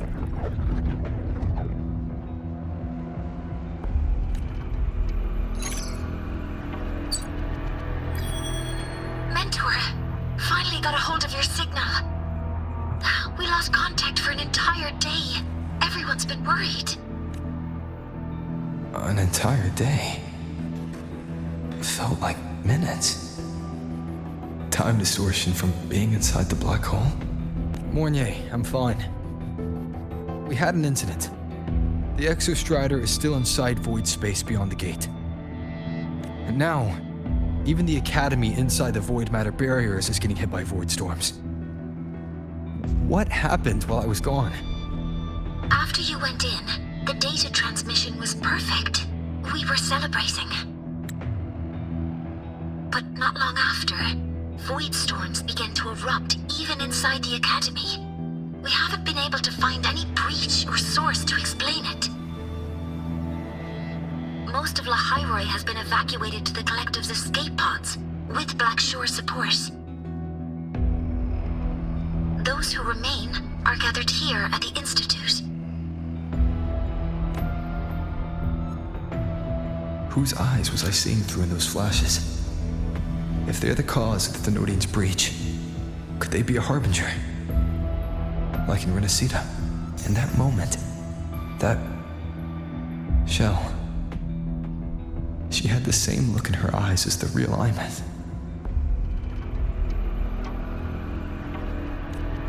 Why was she so set on giving me this cassette? What was she trying to say? Looks like I'll have to open it up to find out. I'm coming to you. I brought something back from the other side and I want you to see it first. The Thenodian struck like a bolt out of the blue. We may not know why yet, but we need to figure out our next move together. Understood. We'll be waiting for you at the Institute. That's a lot of waves line messages. All from when I was beyond the Strider Gate. I really made them worry.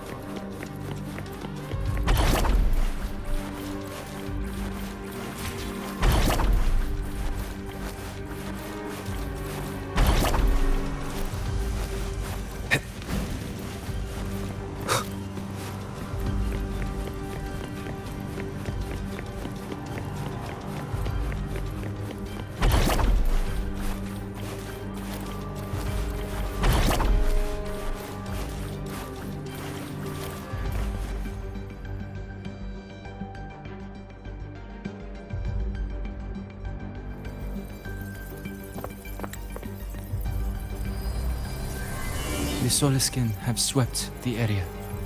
None remain in Bjartar Woods. Someone just posted a call for help on the campus's Wavesline group chat. I'll go back to run a final check later. Sigrika, are you sure you alone can handle it? Don't worry, I have my runes. They'll help me drive back any contaminated exoswarm. The Soliskin will guide me too. I'm coming with you. Finding people is one thing, hauling them back is another. It'll be faster if we take my motorbike.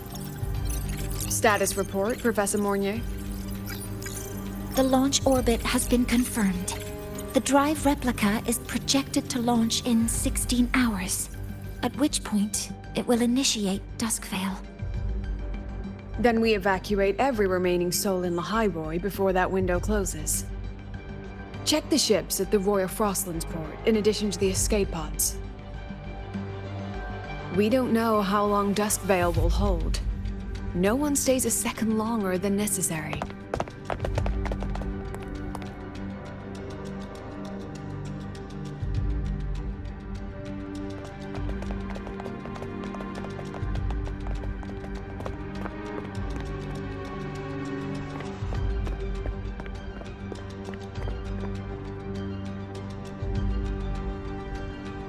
the exostrider.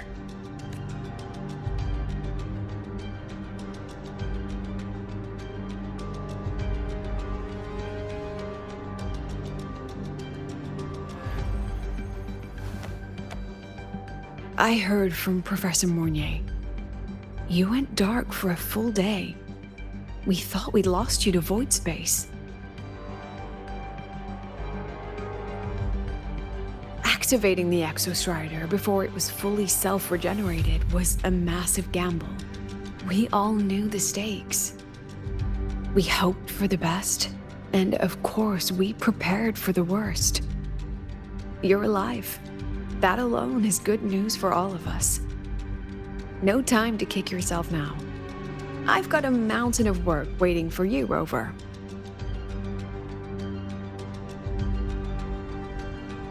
Please, have a look at this, Mentor. The Research Institute is running the final modifications on the drive replica now. The Roya are assisting with assembly and verification. It's built from the framework of the fallen reactor drive. Various materials from the exostrider, too. It's everything lahai-roi has been working toward. This man-made heart is our final legacy for Solaris. In 16 hours, we launch it into the canopy above lahai-roi. Once evacuation is complete, it will activate, transforming the canopy into Duskvale. It'll contain the spread of void matter. We only finished it because of the data you sent back from beyond the Strider Gate. See? Not a total loss after all.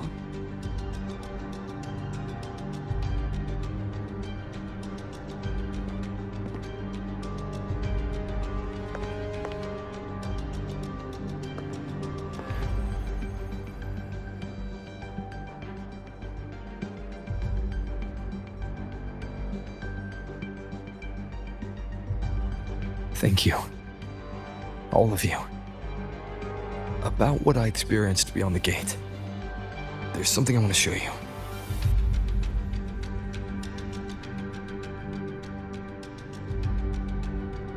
I don't think she gave me this cassette for no reason. Whether it's her shell, or aemeath herself, she was trying to tell us something. A cassette retrieved from within the Threnodian. Now that is intriguing. Professor Mournier, is the analyzer in the cassette depository still operational? We can head there now.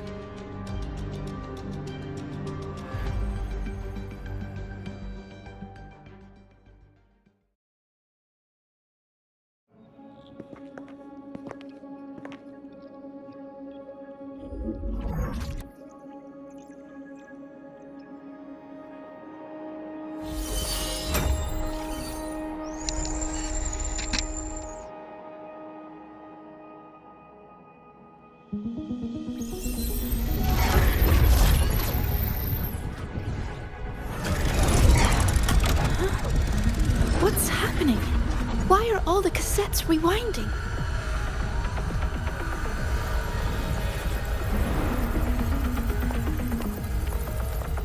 The whole server bank's going nuts. Every screen is flickering. Oh, the data volume is far beyond the cassette's capacity. It's as if thousands of people left their records in it.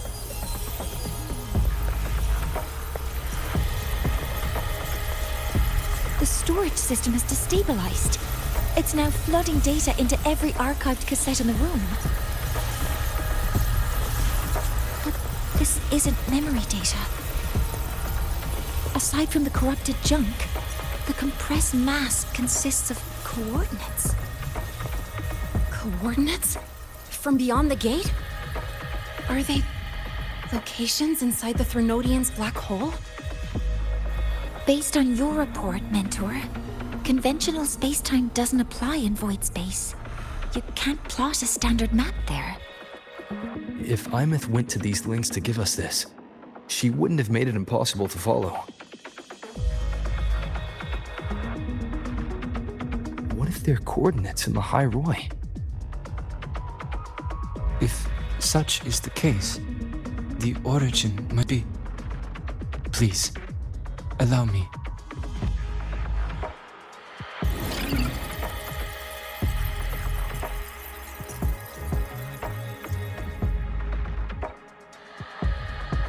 A uniform format these coordinates share. I have verified 150 points using Sundermere as the origin. Each one aligns with a site of Royan runes etched upon stone, just as you beheld within Soul Asylum. Forged by the exostrider, these patterns are. Void storms do not affect them. We have only glimpsed fragments of their meaning through the lens of Soul Asylum.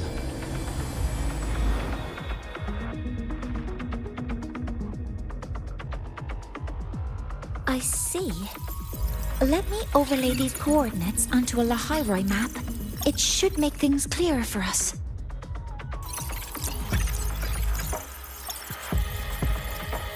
Done. Using Sundermere as the origin, the distribution looks like this.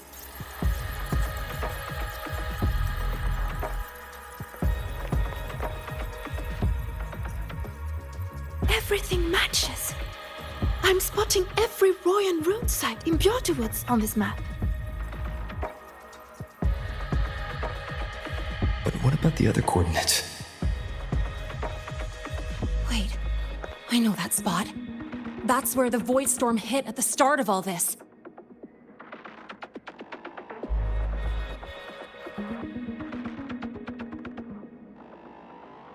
You know, that time when we first met.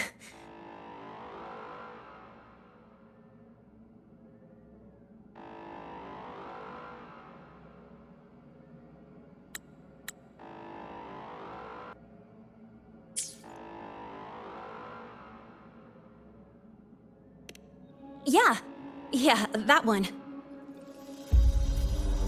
Void storms. If we reverse match the coordinates by transcription order...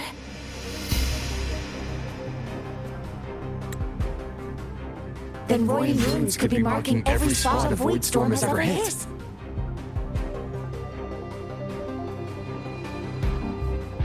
So it is.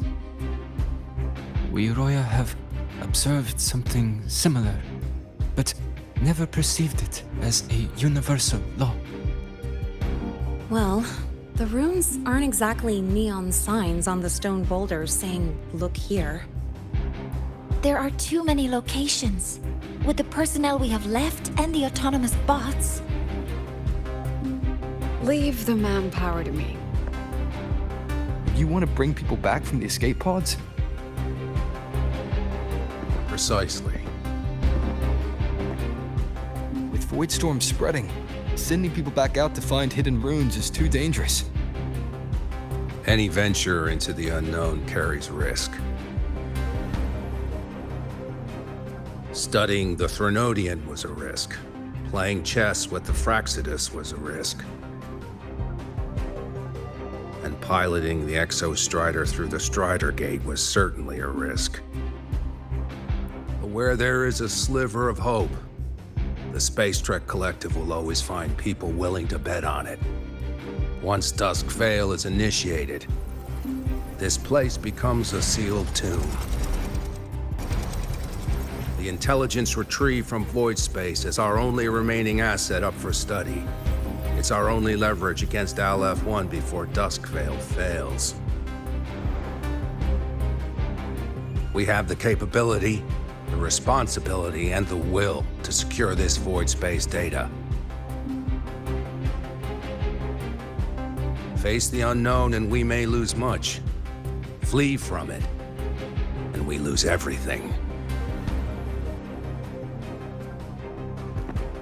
Then leave Bjortewoods to me. It's the most heavily contaminated area. If this is because of what happened to the exostrider,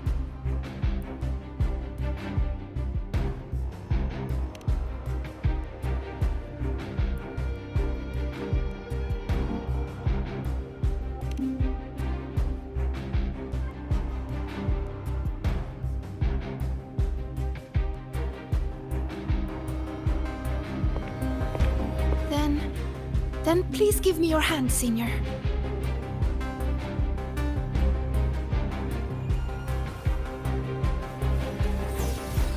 Use this.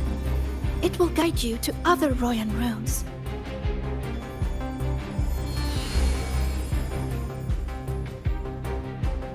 Oh, and take this one too. It's for protection. With it, you'll definitely come back safely.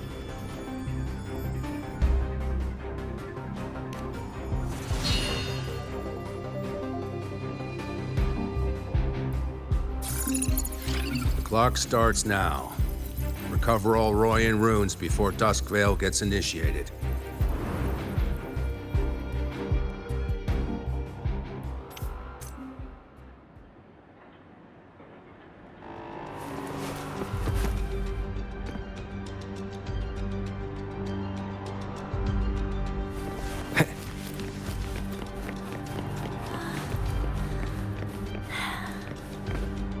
My hand feels so warm. Incredible. It's like magic. So, this is a Royan rune. I'm splitting everyone into teams. They'll depart in waves according to their assigned groups. Good. I'm splitting everyone into teams. They'll depart in waves according to their assigned.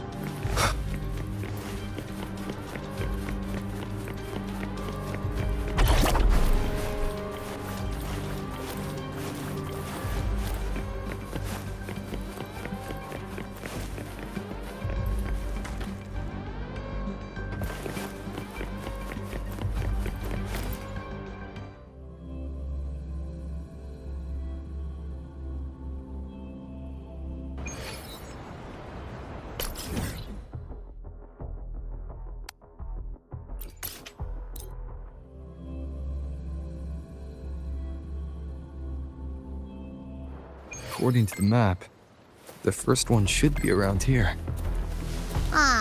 Didn't notice before, but, there are some shredded frequencies hanging around this spot. Abby, you're awake? Didn't seem like the right time for a chat before. But hey, you got a real knack for rallying the troops, huh? The rune's responding.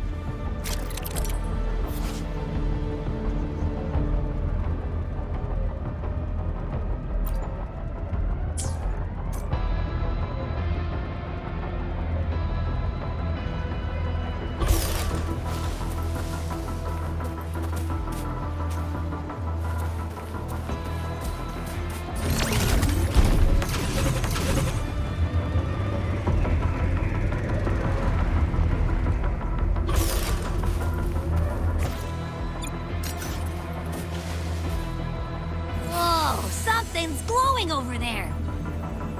Those outer rune fragments. Line them up just right, and they might connect with the runes in the boulders. Let's try.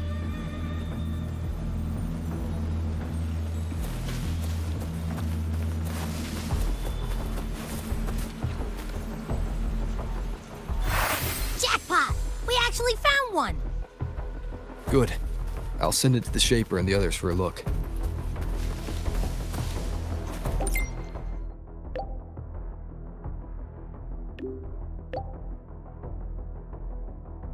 All right, on to the next rune.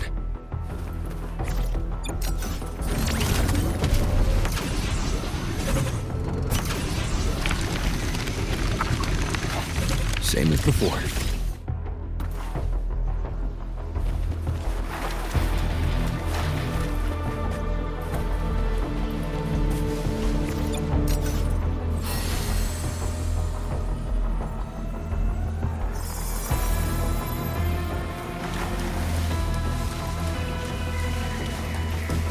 according to the mission details, there's still one left.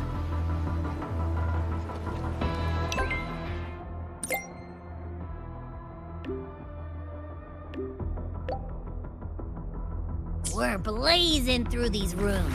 Yeah. Teamwork makes the dream work, huh? Right. I hope Segrika's having the same luck. This is the last one, right? Yeah.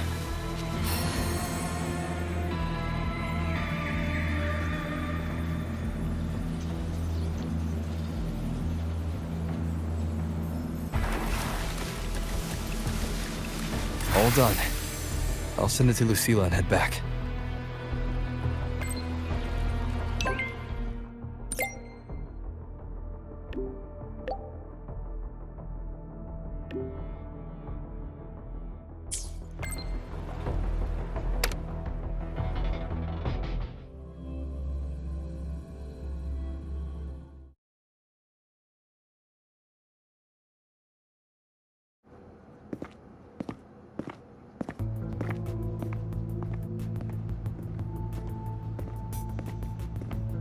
What's going on? Ah, Mentor, you're back. We've finished analyzing the runes, but their meaning still escapes us. As for the overlapping coordinates, we've run multiple standard decryption algorithms, but the results are contradictory.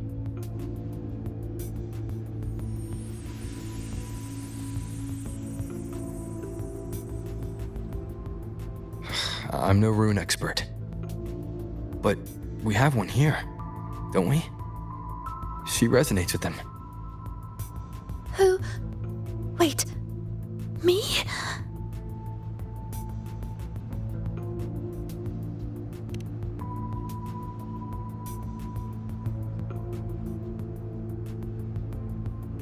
If you're asking me, these runes don't feel flat. They feel spherical. About this big. And these 2 points are relative. Like this. 3-dimensional coordinates. Orthographic projection. If we take the reactor drive's light data from the database as a depth layer and reconstruct it,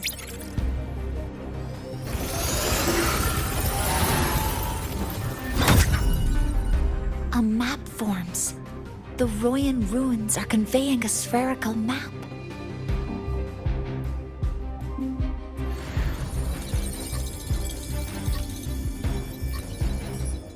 What are these 2 places? The one on the surface corresponds to the Strider Gate. As for the one at the center, there's too little data to confirm. But by geometric definition, it's the origin point of the entire map.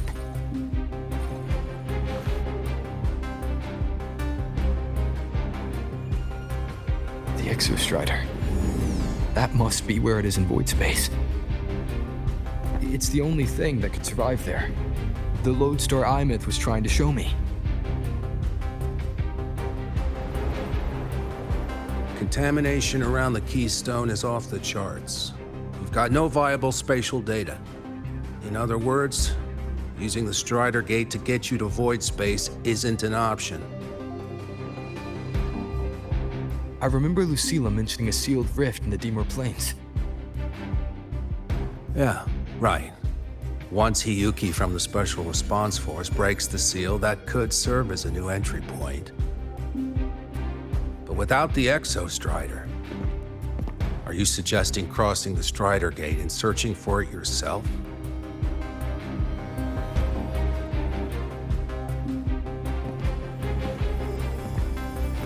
Now that we have a concrete map, I should be able to retrieve the exostrider before my power of separation gives out.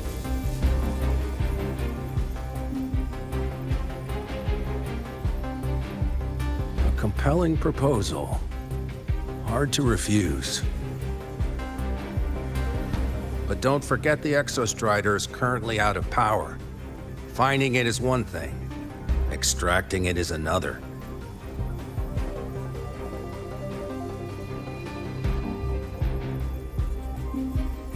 we set a hard deadline. If I can transmit the exostrider's coordinates to you before Duskville initiates, then tell me you'll consider entrusting the drive replica to us. Consider, huh? So you're handing the choice to us?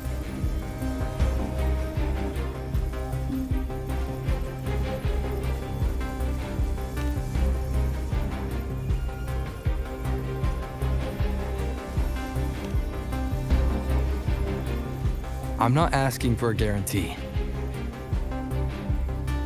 I'm trusting you, the professionals on this side, to make the right call. Whatever that call is.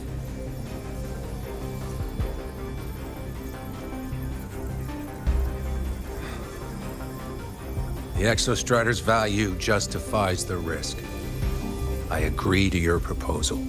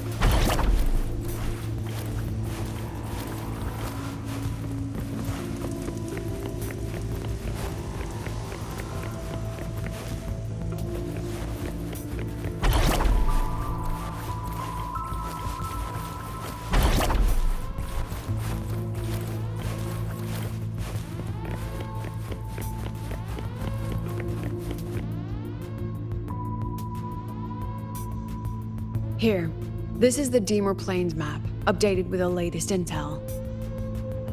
Be mindful of the contamination. It's not just the exoswarm or local life forms being affected.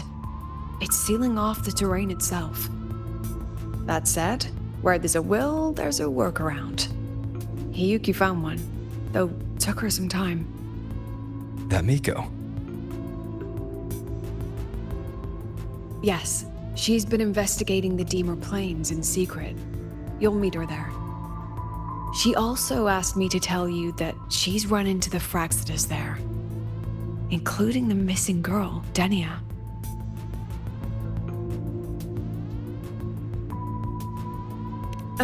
Let's just say honesty is in her nature. She just thought you might want to know. Perhaps her way of showing she has no hidden agenda. Noted. I'll be leaving then.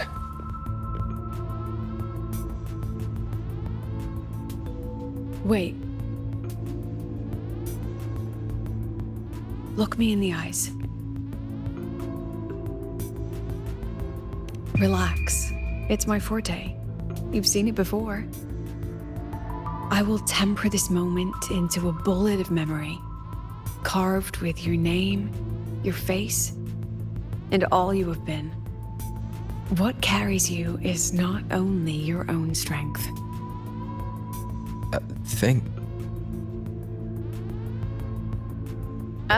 Save that for when you come back.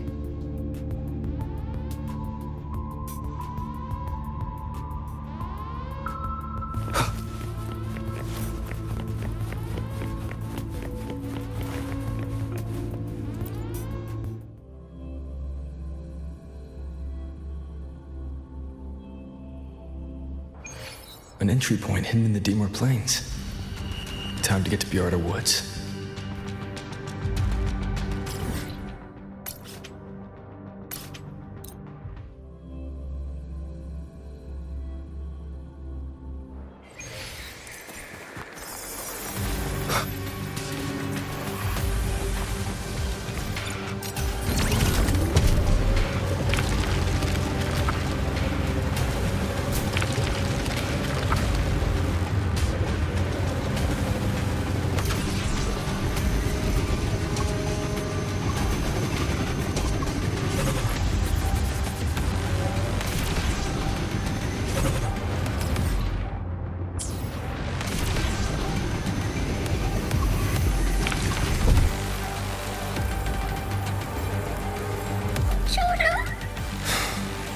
It's already been totally contaminated by void matter.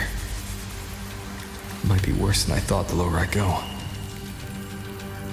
But the frost seems to be slowing the spread. That frequency, it feels like Hiyuki's.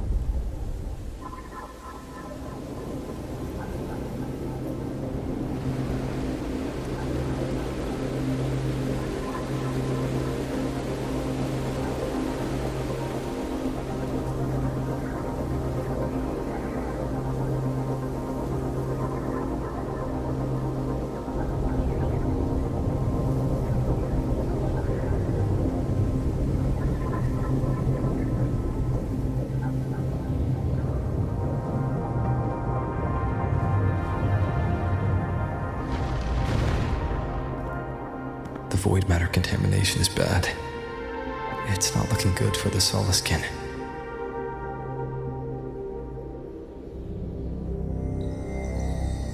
And this white bird. Did Hiyuki leave it here?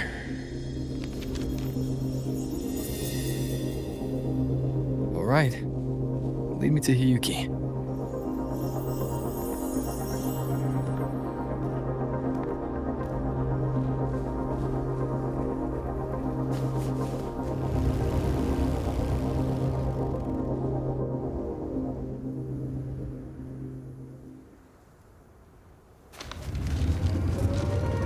Where is it leading me?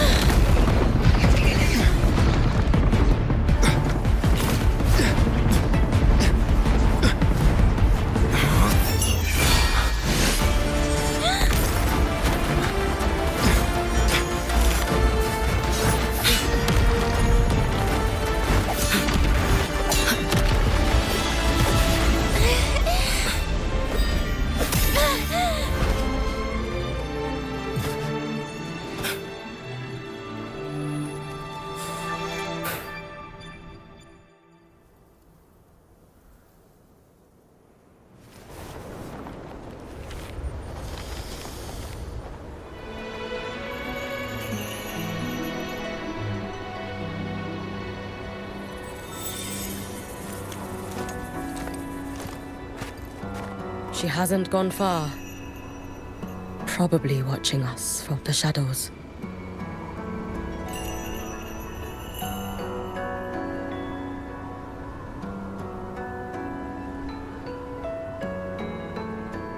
She seemed like her grip is slipping. She was already like this when I last encountered her, shortly before the void matter surge.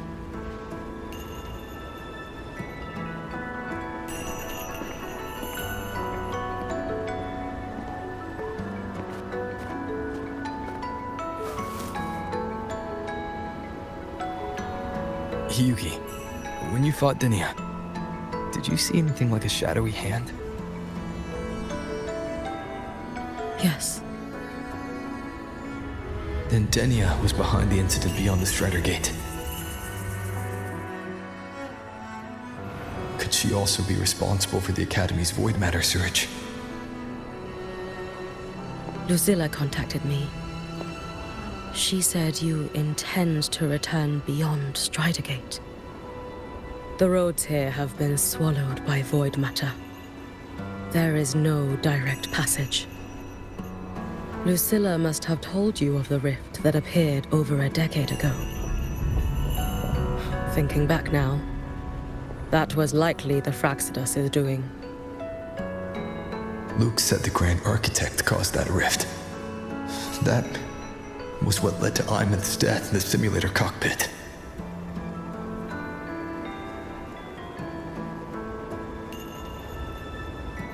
If they used a Thenodian frequency extracted from here to influence Denia, then the Space Trek Collective was already infiltrated from the beginning. The Thenodian surge now could be their attempt to force the girl to master that power. Or perhaps that power within her has simply broken its leash. Long ago, I sealed a portion of my own power there to help aid the Solvane Heartwood resist the Thenodian. Break the seal, and you will pass through the rift to reach the void matter depths beyond it. Understood. I'm relying on you. Let's go. Time isn't on our side.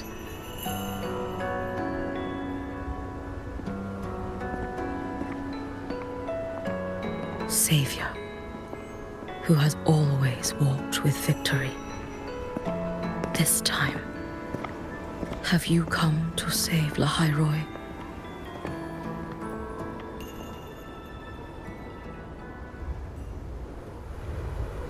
This is...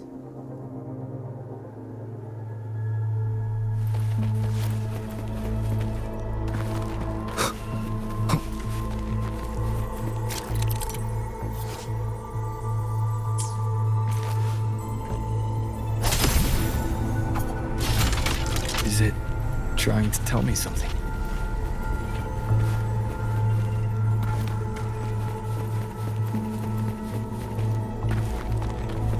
Aleph 1 seems to hold little interest in anything besides humans. Most of the structures it devoured have drifted here.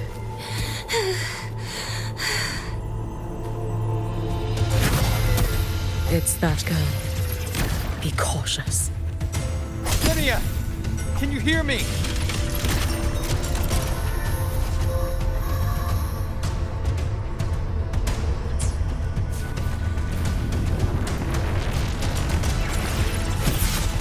I will handle this.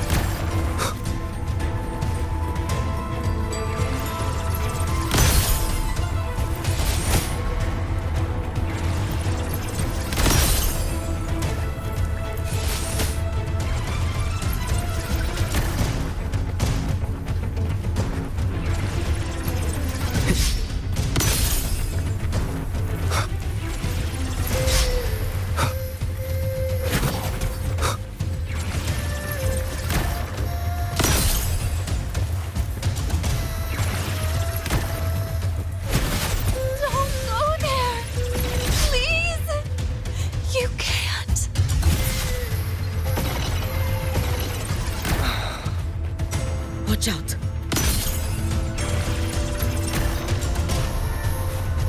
No! Don't! Is she stopping us about? Let me handle this.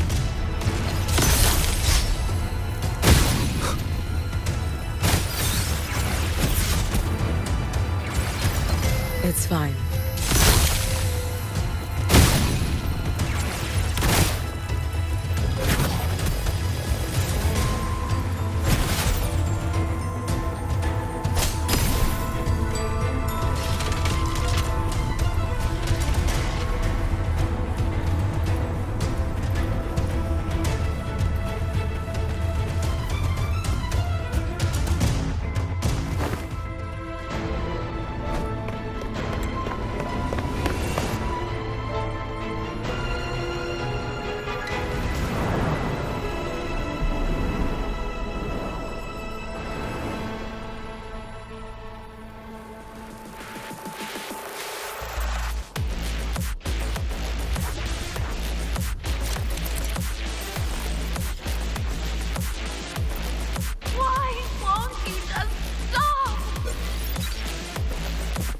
We need to use these blocks to make the climb. It will eat you.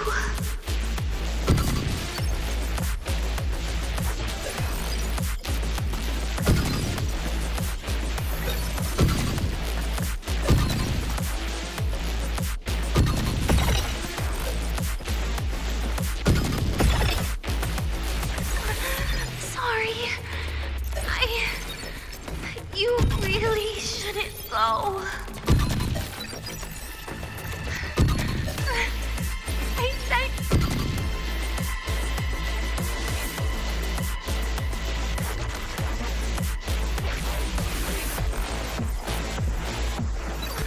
Sorry.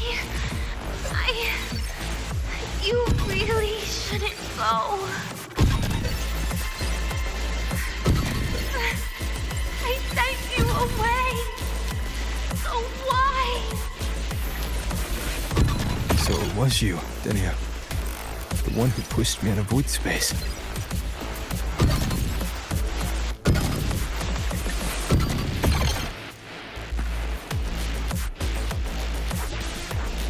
Oh, my head.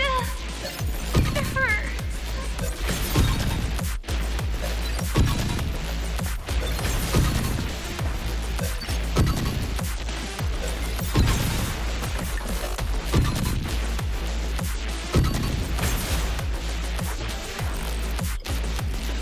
No.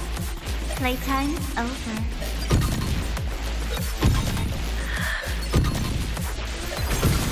Come back to me, sweet girl.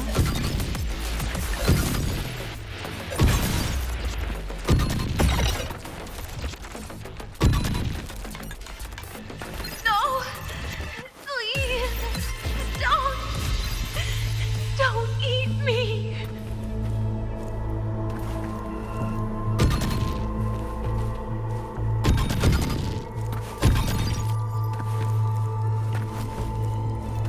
Child's state.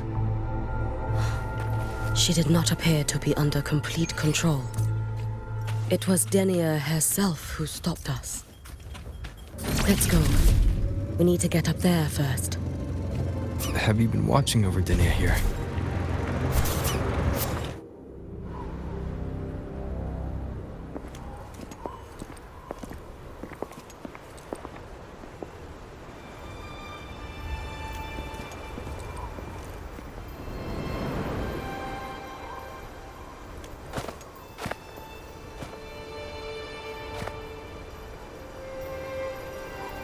Wait here.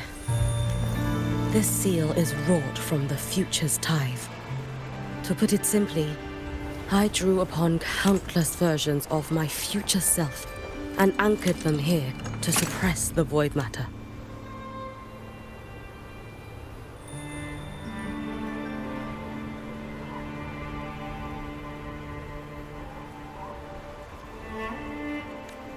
To break the seal is to reclaim those futures.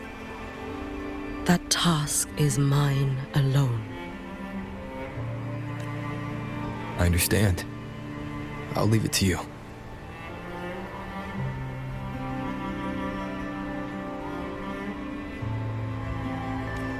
There is one thing. With Aleph 1 active, I may not be able to restore this seal once it is broken. You choose the most perilous path at the most perilous time.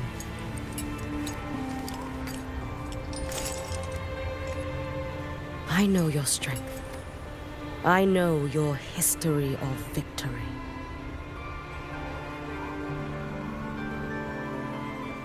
To take such a risk, is it because you remain confident you will not fail? That you cannot lose to the Threnodians? No, I've failed before. I don't think anyone can win forever. If I'd never lost, maybe I'd still have my memories. I wouldn't need to start over. Solaris would be free from the lament. I do this because I can. And because someone has to. And what if you fail?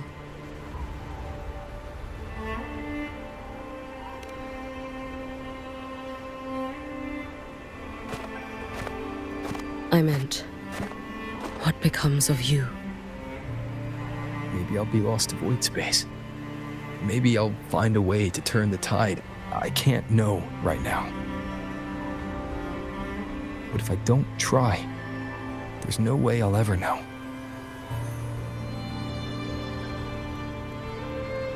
What makes me scared isn't coming up short. It's the thought of not giving it my all. The cost of this attempt is steep, and you bear the weight of many. I expected more caution. To fail even once against a Threnodian is to invite apocalypse. Even knowing this, you would still go. Hiyuki, Lucilla told me you fought a Threnodian in Oshinahara for a long time. I don't know how you did it, but I can only imagine what it took to hold the line in a place already so destroyed. So, I'll ask you. Did you fight in Oshinahara because you were certain you would win? No, I was not. I never was. Then you understand why I'm doing this. You would make the same choice in my place. I see. I will attend to the seal of flaming Sakura. It will not take long.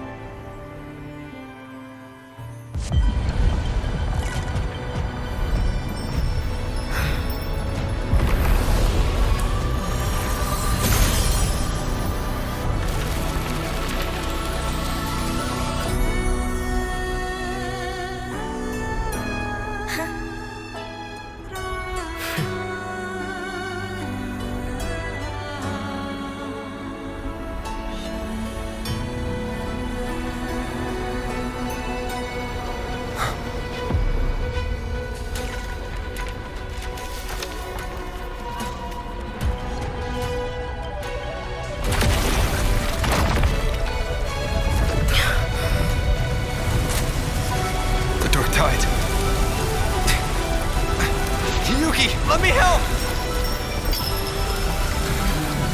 No need. I must do this myself.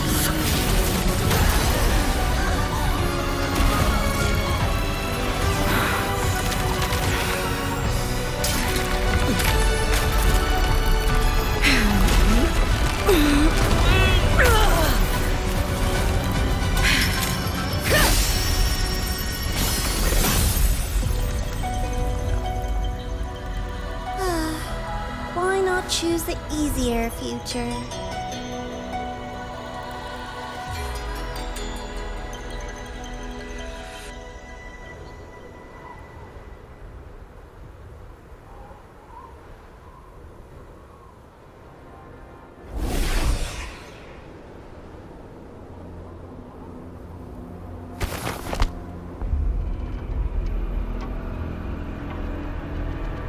The girl. Oh, it's been a while, Miko of Flaming Sakura. And you as well, Rover. I burned my future as a Threnodian resonator. Your plan holds no meaning now. Every step in our dance has its purpose, Lady Miko. Our paths have crossed often, but in my design, this is our true introduction to each other. Because at last, I have a masterpiece, worthy of your attention. You infiltrated the collective for Denia and Hiyuki. You wanted Leviathan's power to merge them into one. Denia was always a Fraxidus creation. She's honored to be used as intended. A creation? The Mia disappointment made me think. If I could just create a superior vessel, one refined by a Miko's spirit, perhaps it might bear the full might of a Threnodian's power. As for the outcome, you would know better than I, Lady Miko. Wordplay won't change your failure. Leave, you tedious avatar.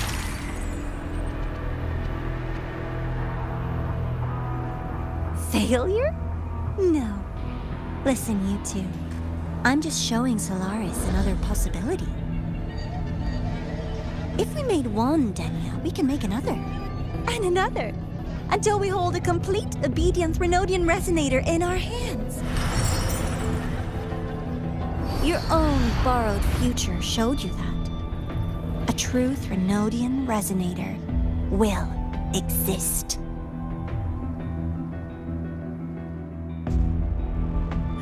Help! Help me! All that desperate running on the wheel and you still came up short. I'll have to throw you away.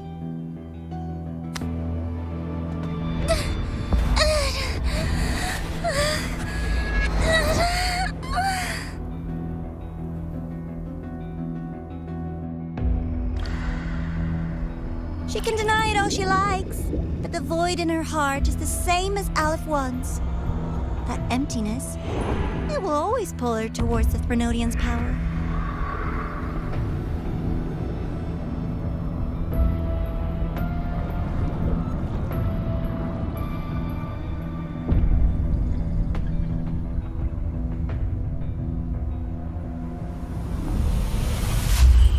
Chase her if you must. You do so love playing the savior, Rover. As for this avatar, I'll spare you the trouble.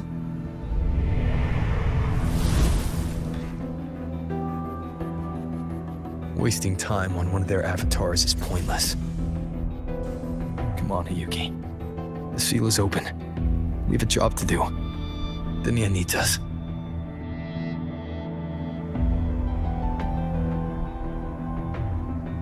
If you wish, I can tell you about my history with the Fraxidus. But of course, Denia is the more pressing matter. It's not hard to guess. The Grand Architect wanted your power as the Miko of Flame and Sakura, didn't they? But like you said, you burned that one future as a Thenodian resonator. You can be done with them.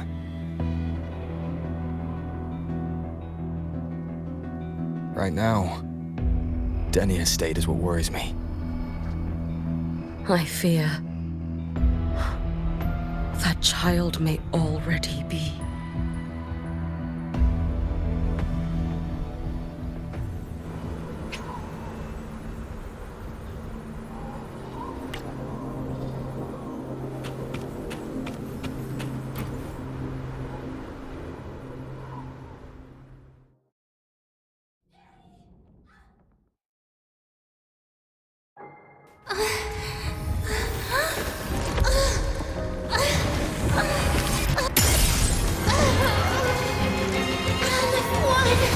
I curse you!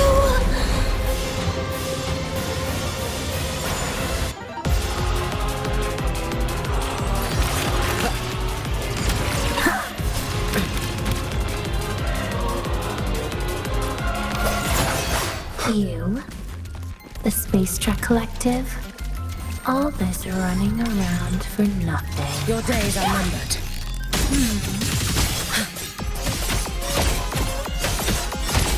You should have run. Lend me No, strength. here! Let there be snow.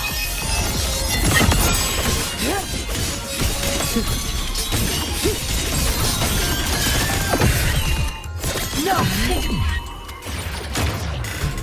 Oh, no. Worry not for me.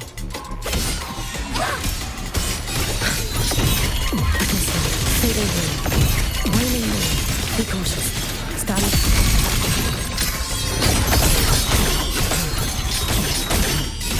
He's gone. Wind calls, waves follow.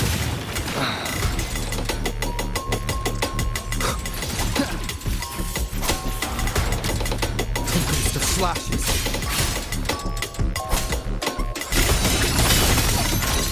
No!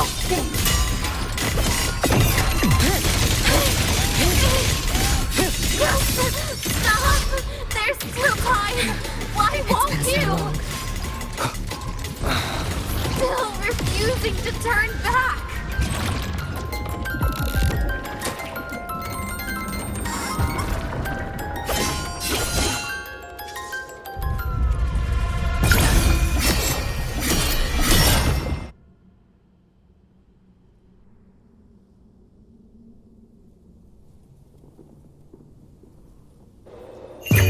May the Sakura incinerate. Burn this self away. Damn you! Out of wood! Shut up!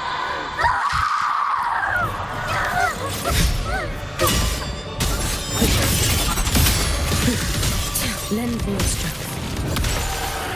No! I am the Tempest! You can trust me. A life as fleeting as the first night. Wait for the moment.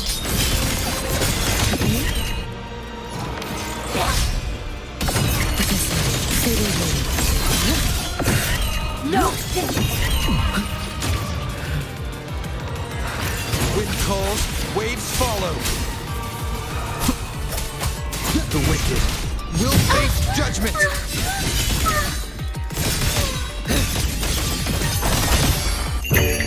For all wishes spoken, this vessel I offer.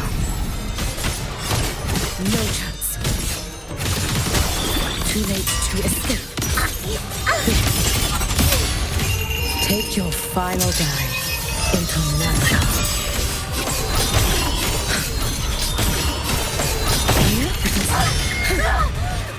This is all pointless!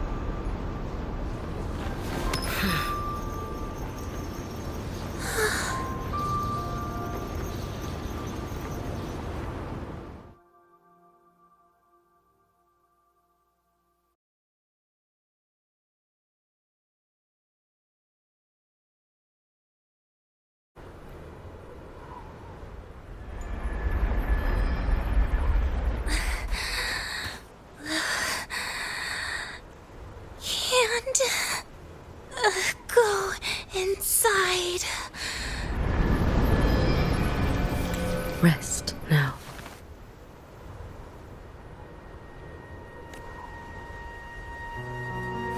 Do not worry. The void matter frequency within her has weakened. She will recover.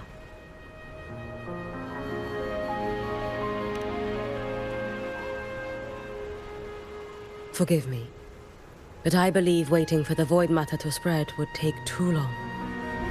This will be faster.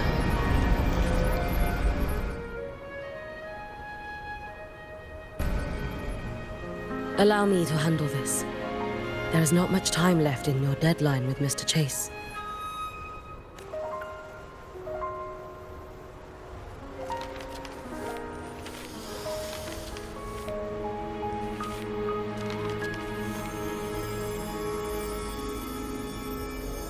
My Shiratori can guide you through void matter, but the concentrations here go beyond its strength. So I will draw upon a future where I learned to fully channel its power. It will protect you and help you find the path you seek.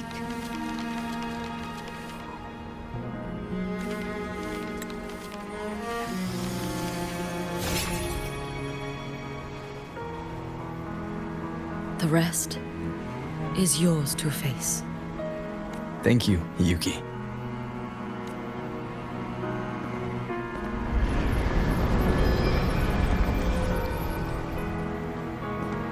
I've read the Space Trek Collector's report on aemeath. She wrote that her intention is saving the world. Lucilla said you are her family. I suppose you must be the reason she held that vision. Do you regret it? Leading her to the Savior's path, to a life of pain and struggle. One must walk this path alone in order to protect. And those who walk it out of admiration will lose themselves in the mire. No, Yuki. I don't seek aemeath to confess my regrets. I want to find her, so I can tell her. I hope to make you proud. I hope I haven't let you down. I've always been proud of her. She chose to walk this path with me. So, I know I'm not alone. Should I ever fail, I know there will be someone who'll continue to protect Solaris. With your extraordinary strength, that is indeed possible. But for those who are too weak to save others, there is only futility waiting at the end. As I learned when I failed to save Ashinohara. All I can do now is hold my Sutsu tightly to ensure that after Hiyuki, there will be no more Miko of flaming Sakura. That is all that remains.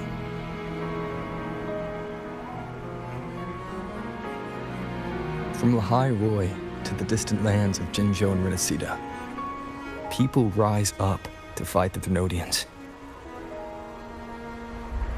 I've been a part of that fight.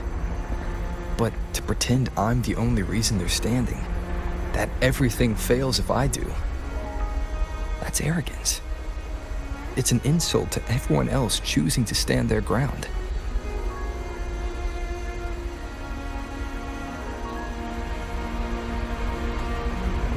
My victories were never mine alone. If even one person makes it to the end of this road, then we're still winning. Hiyuki, when you're walking alone and feel that weight, just stop for a moment. Look around. Stop. You'll see that there are people who draw strength from you. People out there who are proud of you. And when you finally reach the end of your journey, you'll know it was never futile.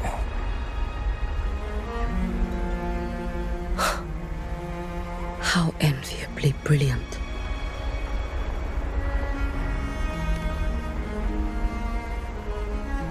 It is nothing. I will tell you when you return.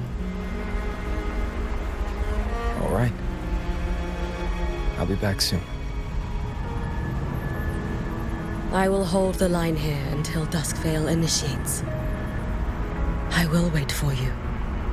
Together. With everyone.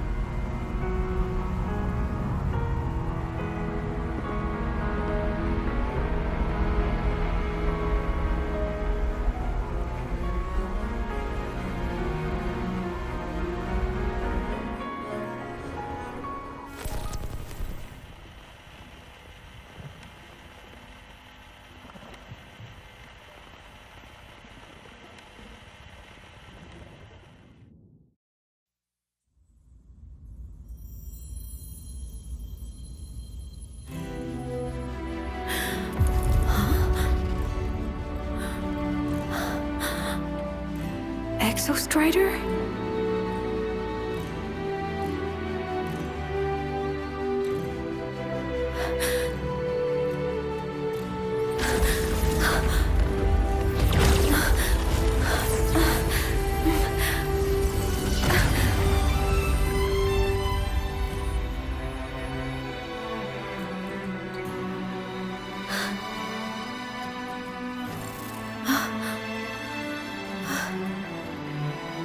Someone consumed by void matter.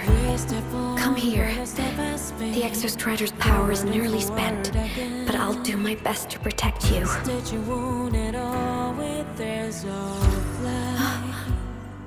This frequency. No! Your existence is already nearly... Where am I? Did the void storm consume me? Am I dead? Is this void space a higher dimension? Our existence is fading. Did you just say that time and space have no meaning? Who's speaking? I can't see you, but I can feel you. Sound doesn't travel here. Thoughts do.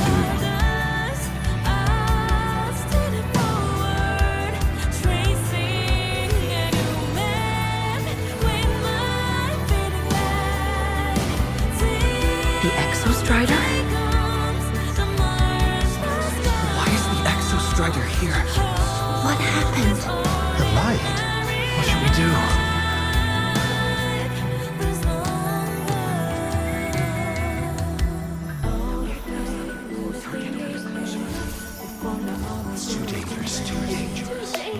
What are you doing? This is meaningless. That's enough. It's futile. Our lives already ended in the void. I heard the exostrider's cry for help. I want to find it. Time and space don't mean a thing. We'll never reach it. I know what the exostrider means to the lahai-roi, but this is meaningless. You want to save it? How? It's futile. But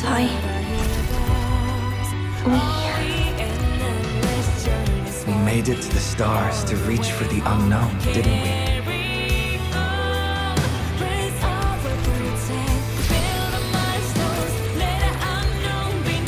Just another step on a long road of discovery. You... This is where we came from. A space-time coordinate with the exostrider as the origin? But that's impossible inside a black hole.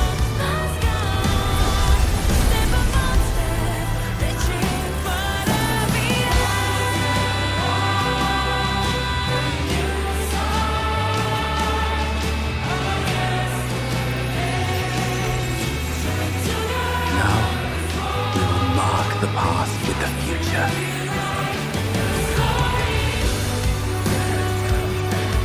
Thank you. You charted the unknown with your lies. I'll make sure it's not in vain.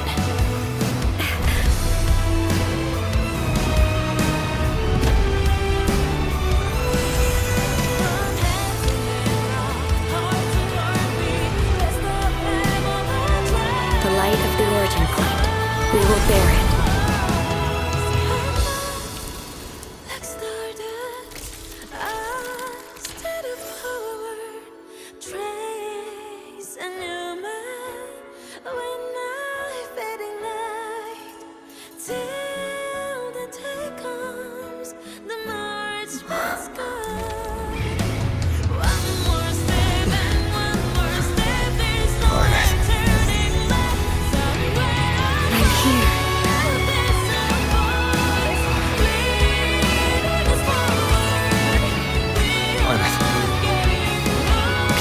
Drive replica here.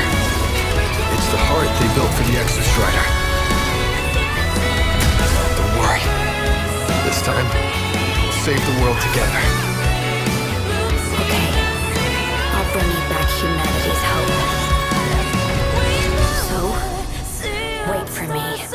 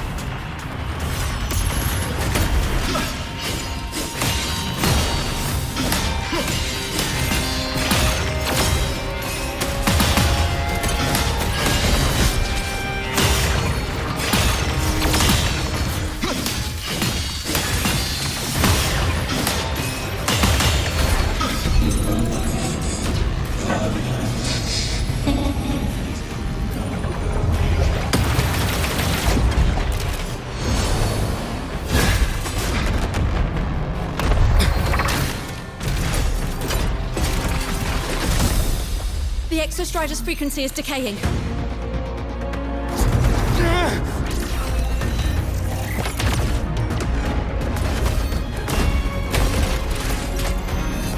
Its reading is about to flatline. Status on the drive replica. Almost ready. We just need the calibration data now.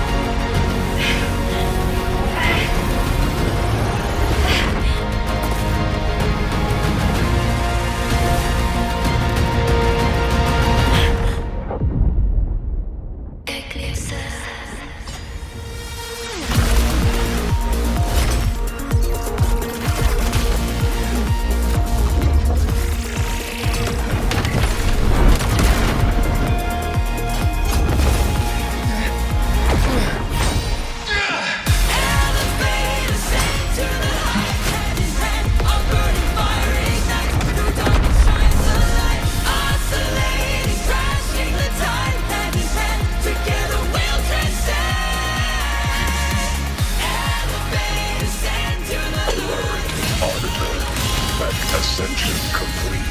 Systems admin. Ready to re-engage enemy. Exostrider, you're awake. Assessment. A human heart is now operational within me. I can now speak with their voice. In Frostlands, where civilization should not have taken root, a collective was born. A will to explore what lies beyond. They have chosen me.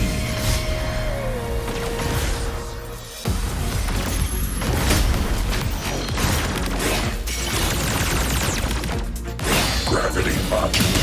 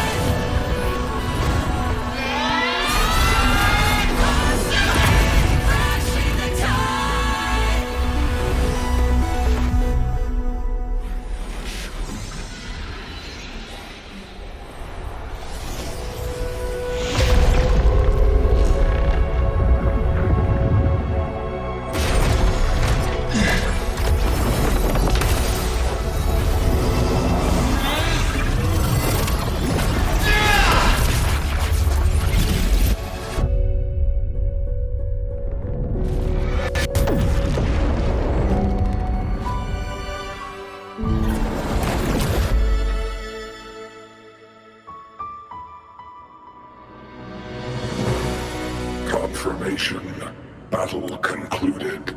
Void matter responses within this sector have dissipated. But Threnodian LF-1 wasn't destroyed. Analysis. Resonator aemeath. Under current parameters, the permanent termination of Aleph-1 is impossible. Therefore, I exercised autonomous judgment and exiled it to the furthest reaches of this universe. Request. Arbiter, permission to remain. Before your final judgment, allow me to submit a log of my experience in lahai-roi. Log retrieval. On multiple return transits, I was detected by Aleph-1. It pursued me, its objective to enter Solaris through the Strider Gate. It attacked. I fell. But Resonator aemeath answered me with her power, and I was able to banish a part of Aleph-1. I should have initiated a full system seal to await repairs, but I saw countless pairs of terrified eyes. Discovery. The Roya in the Frostlands stood helpless before the Threnodians' void matter calamity. I saw panic and dread. Following the protocols shared with the Sentinels, I extracted my reactor drive and encased it deep within the ice. Then I powered down to slumber. Exception. A momentary reactivation occurred. Resonator aemeath resonated with me a second time. She required my power to mend the Strider Gate rift. I complied. That was when I became a digital ghost. But was that the second time we resonated? Or the first? Initial assessment. Upon reactivation, standard procedure was to request your retreat. Direct engagement with Aleph-1 was a tactical irrationality. But the human heart granted me a voice. The will of this civilization gave me the strength to stand with you. Component analysis. This drive replica forged by humans is crude and fragile compared to my original drive. I can feel each one of its pulse cycles, violent, eroding itself with every beat. The shrill, grating friction of wear. This is the first time I have ever heard myself. A heartbeat bestowed upon me by them. With this heart installed, I have acquired capabilities previously undocumented outside the Sentinel Mech series. Projection. Given Threnodian Aleph-1's abilities, we must assume it retains the capacity to return. Once the Strider Gate is fully sealed, I will remain on this side as its guardian. I will bar its re-entry into Solaris. Request. Arbiter, I was born from humanity's hope. Please permit me to remain here and protect them until this heart ceases to beat. Query. Resonator aemeath, are you willing to accept a portion of my power? When I first arrived in lahai-roi, your assistance allowed me to seal the Threnodian beyond the Strider Gate. Your current state is a consequence for which I bear responsibility. While I slumbered, you safeguarded lahai-roi in my stead. Now, the death that once drew near has been severed. Henceforth, your companion will be an enduring life. Summary. I am experiencing the state defined as guilt. Oh, Exostrider, you're really wearing your heart on your sleeve, aren't you? But hey, I chose this path myself. Made my peace where it ends a long time ago. As for your question, this savior's got a career to uphold. Gotta level up if I'm gonna keep kicking bad guy butt, right? So your power? Hell yeah, I'll take it. Authorization. Resonator aemeath's agreement confirmed. Synchronization limit removed. Commencing resonance. Suggestion. Don't you dare feel guilty. Thank you for living up to my hopes. So, let's make our goodbye a happy one, okay? Detection. Arbiter, you have brought your cassette.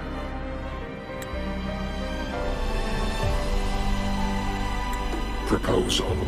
Please allow me to take it. I wish to burn a frequency onto the tape for you to return to lahai-roi. Briefing. While traversing the stars at high velocity, my trajectory once intersected with a slow-moving probe. Its hull was marked with Solaris script. Its launch date is estimated to have occurred a long time ago. I intercepted and recorded the signal it has been continuously transmitting to Solaris. Its name is the Far Watcher. Objective. I wish to offer this recording as a gift to the people of lahai-roi. Status. Strider Gate closure imminent. Preparing to return the Arbiter and Resonator to lahai-roi. Query. One last thing, Arbiter.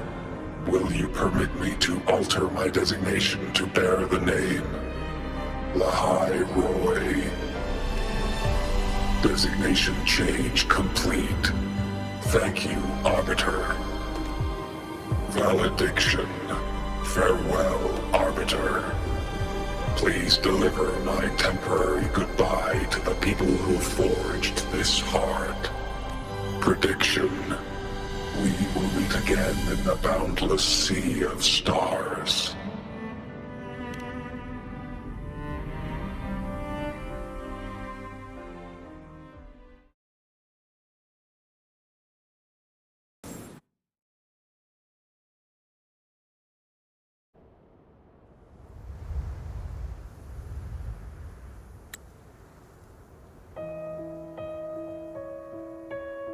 It's been so long since I last saw Solaris. Feels weirdly nostalgic. That snowflake once fell on my nose, now flying backwards to last. Now that Aleph 1's been kicked to the cosmic curb, lahai-roi can finally breathe easy.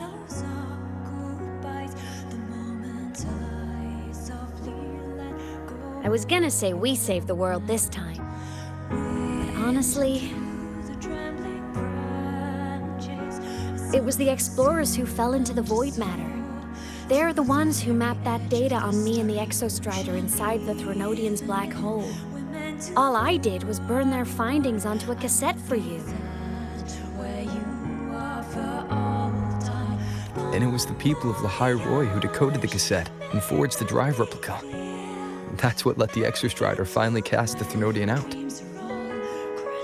So, this wasn't a story about heroes saving the world. It was the world saving its heroes, right? Yes. And now, we're home.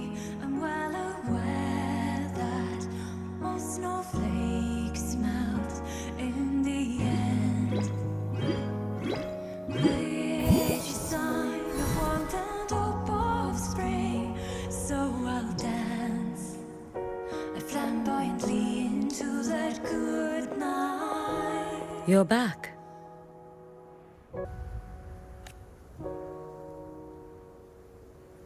Yeah. I'm back now.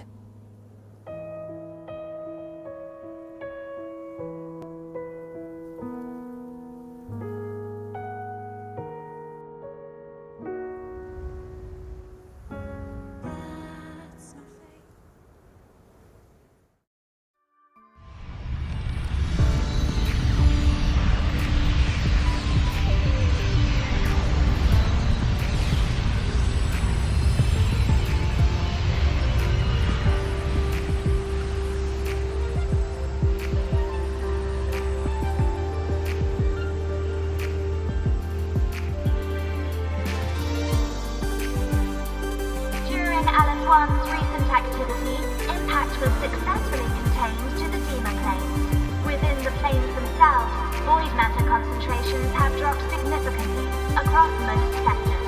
Monitoring data from the space trek collected confirms that Frenodian markers within the region of lahai-roi have now fallen to near zero levels. Exostrider activity has fully ceased. However, related research into its technology will continue. Deployed by Starlights Academy have successfully neutralized all anomalous constructs activated by the Frenodians across lahai-roi. The experience gained through this mission will carry forward. In the outer woods, the area closest to the Frenodians' attempted breach, partial structural damage has been confirmed. Overall, the situation remains well within control. As void matter levels continue to drop, the Roya will regain access to a broader and more stable range of territory.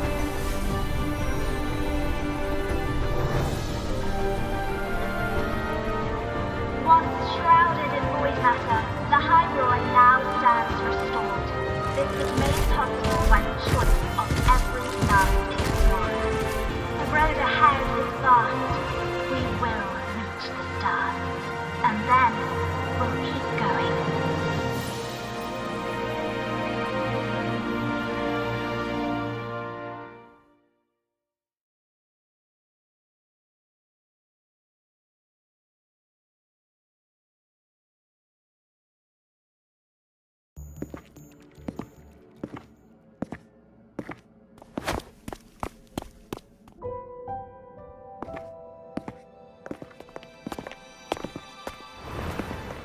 You made it! Turns out, decoding what the exostrider burned into your cassette was way tougher than the Institute thought. They only just finished today. Over here! Everyone's waiting for you.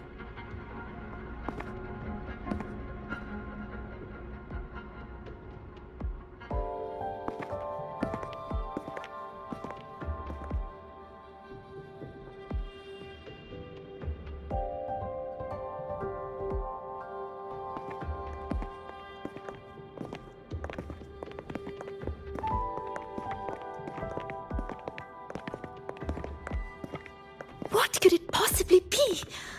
Oh, I can't wait to find out.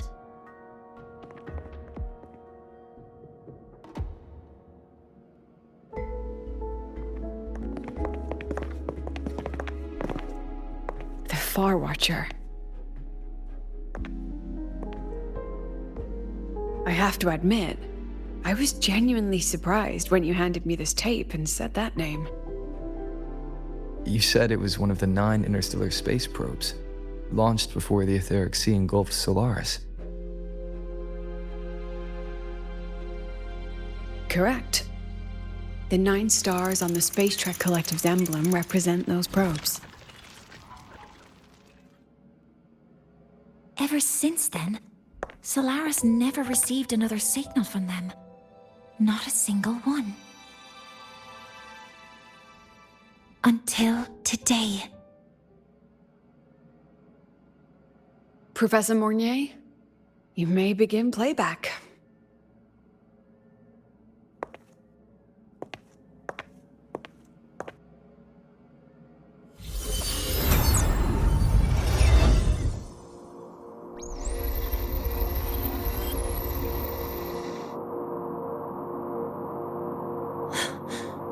This sounds like white noise.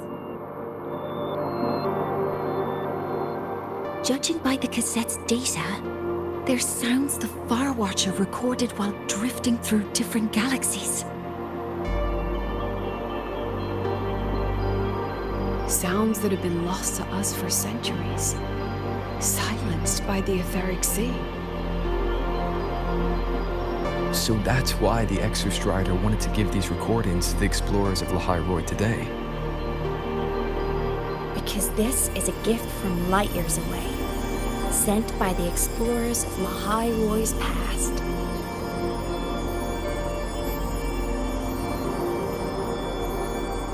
Echoes from a sea of stars.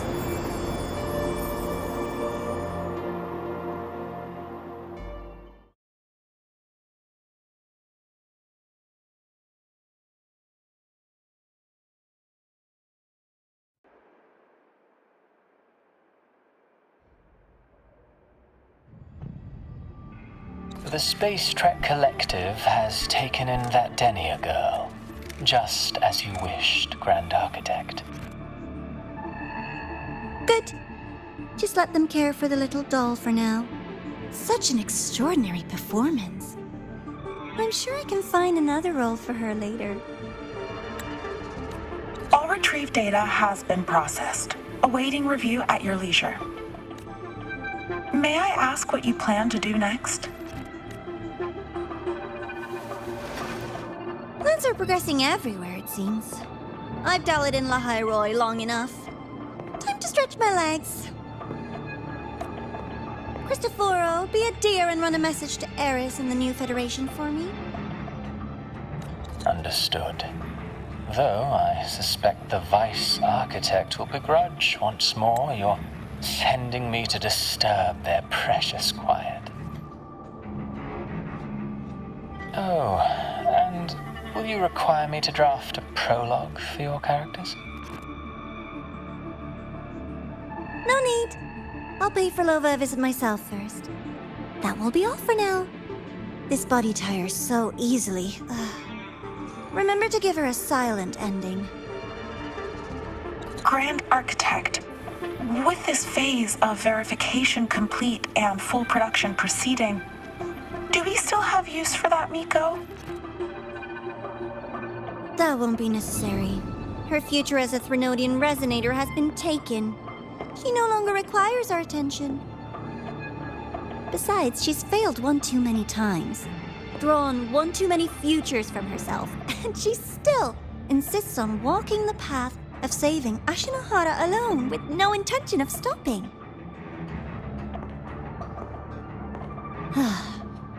Every step she takes only deepens that obsession.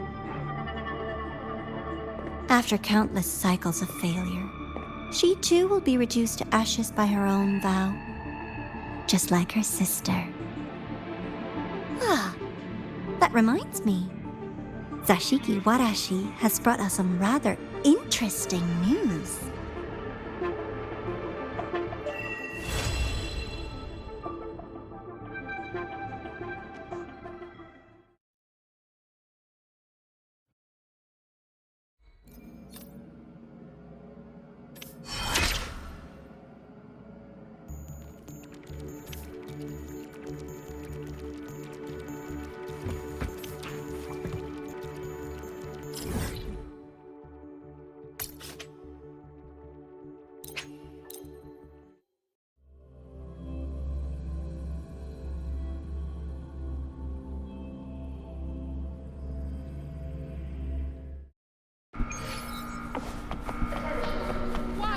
Slave to the man. Just look at this part.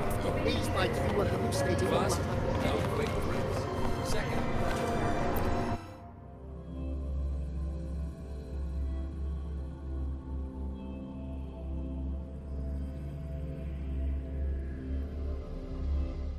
Hyokuro must be just ahead.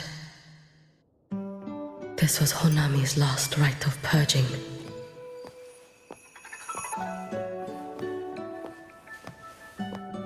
All is settled. Only one final thing remains. I have truly kept you waiting for too long, Hyokuro.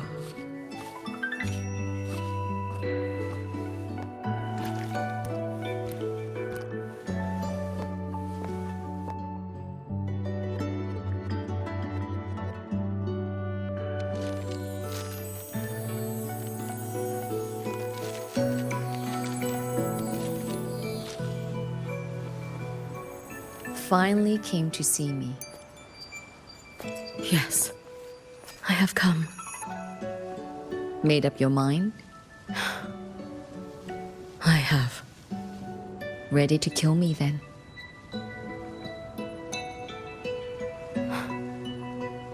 Yes. Oh, has my little Hiyuki grown so confident that she can best me without even drawing her blade? Now, don't forget who taught the Miko of Eternal Flaming Sakura. Can't show a little respect to your elder? You call what you did to me teaching, Hyokuro?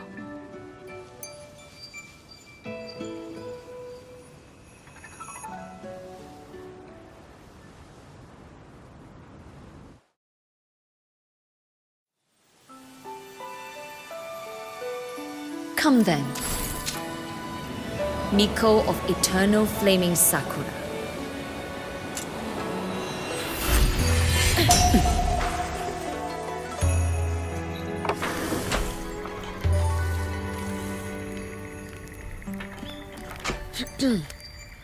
Calm yourself. A restless heart makes for unsteady hands. But I do not wish to learn this. Then what do you wish to learn?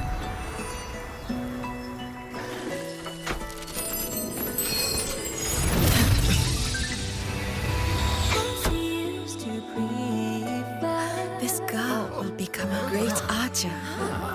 No, look at her hands. They are swordsman's hands. Not in this life. Her hands aren't ones to hold a blade. Isn't that right? Well now, you have refined your technique.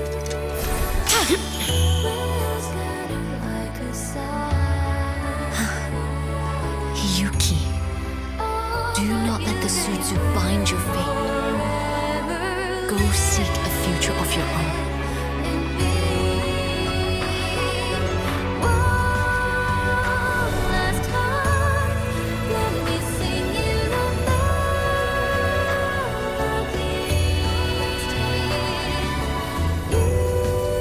Focus, Hiyuki. Survive this strike and reach your tomorrow.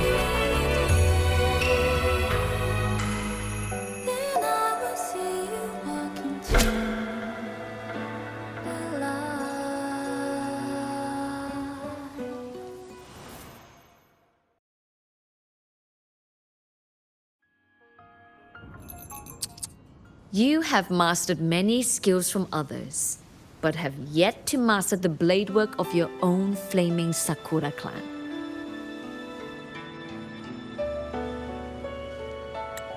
The last Miko withheld too much. She refused to teach me a single technique. Do you resent her?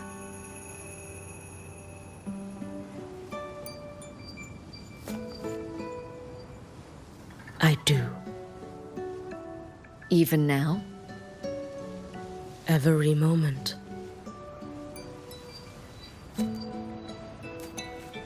I resent that she did not step down long ago.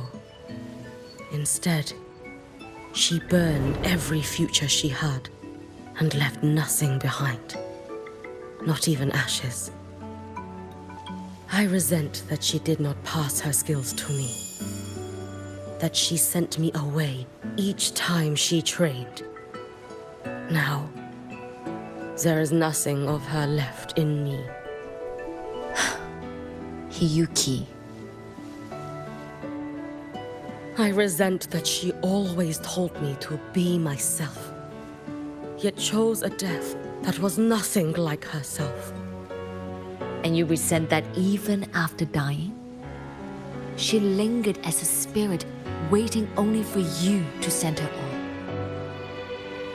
Huh? I was being cruel, wasn't I? It's just, I couldn't let my fear go. No one understood the scale of your gift, Hiyuki. Your potential to tame even a Threnodian. If you drew such a future, would everything not become much easier? Hyokuro, Shh. As long as it comes from your own heart and will, any future you choose is acceptable.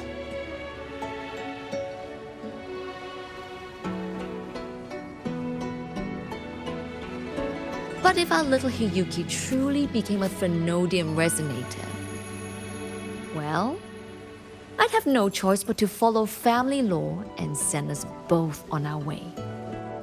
I have already burned that future. I accepted the Sutsu of my own will. I chose to become the Miko of Flaming Sakura. I know why you refused to teach me your swordsmanship. You never wanted there to be another Miko after you.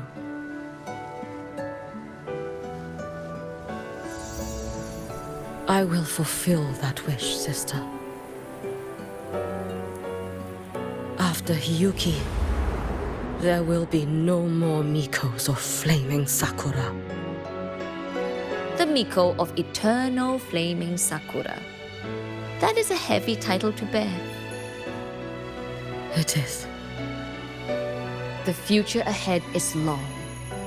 Very, very long. I know. Through the Sutsu, we draw strength from countless possible futures. But each time you do, you see yourself draw closer to Miko's destined end. A future burned to cinders, leaving nothing behind.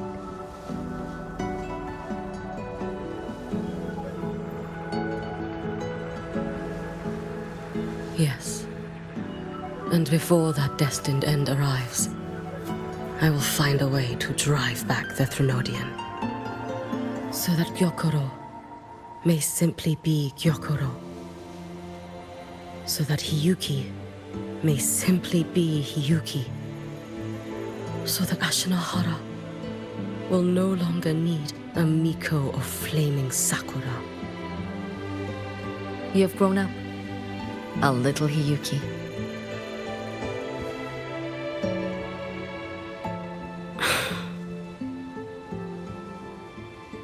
I met someone, sister. Unlike me, who failed Ashinahara. He always finds a way to save. That must be difficult for you to bear, little Hiyuki. Yes, at first, it was. Hearing tales of his exploits, I felt a deep admiration. No, perhaps it was closer to jealousy. I thought, if only I possessed his strength, then my days would not be filled with regret. Ashinahara would be saved. And I, in the peace that followed, could have lived an ordinary life. But upon meeting him, I came to understand. Even a great savior carries many pains and failures. And the path of a savior is walked not alone, but alongside countless others. Gyokuro. Yes? I have always admired you as the Miko of Flaming Sakura. And I have always held you in the highest honor. Even if one day I am burned to ashes, because of you, because of him, because they all exist, I am never truly alone.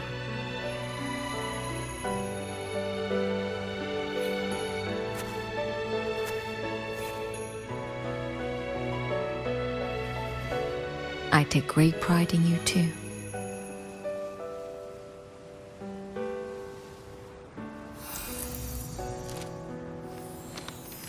Go on, Shiratori. Fly to where your heart desires. May the day come when you, too, step into spring as freely as anyone in this world.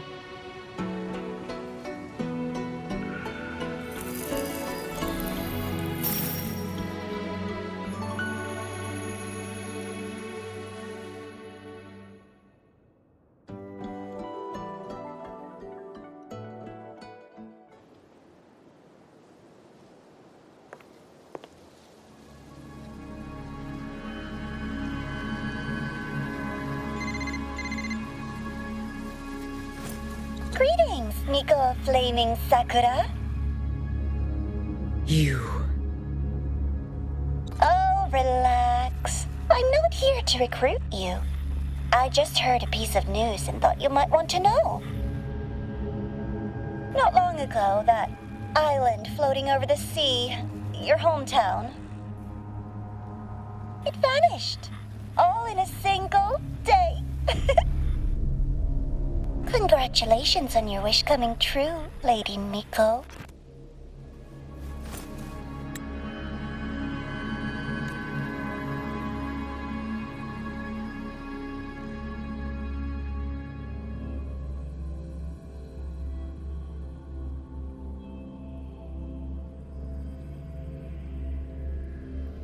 So, about your paper. About your paper. Well, how do I put this gently? It's not exactly going to set the academic world on fire, which is a good thing.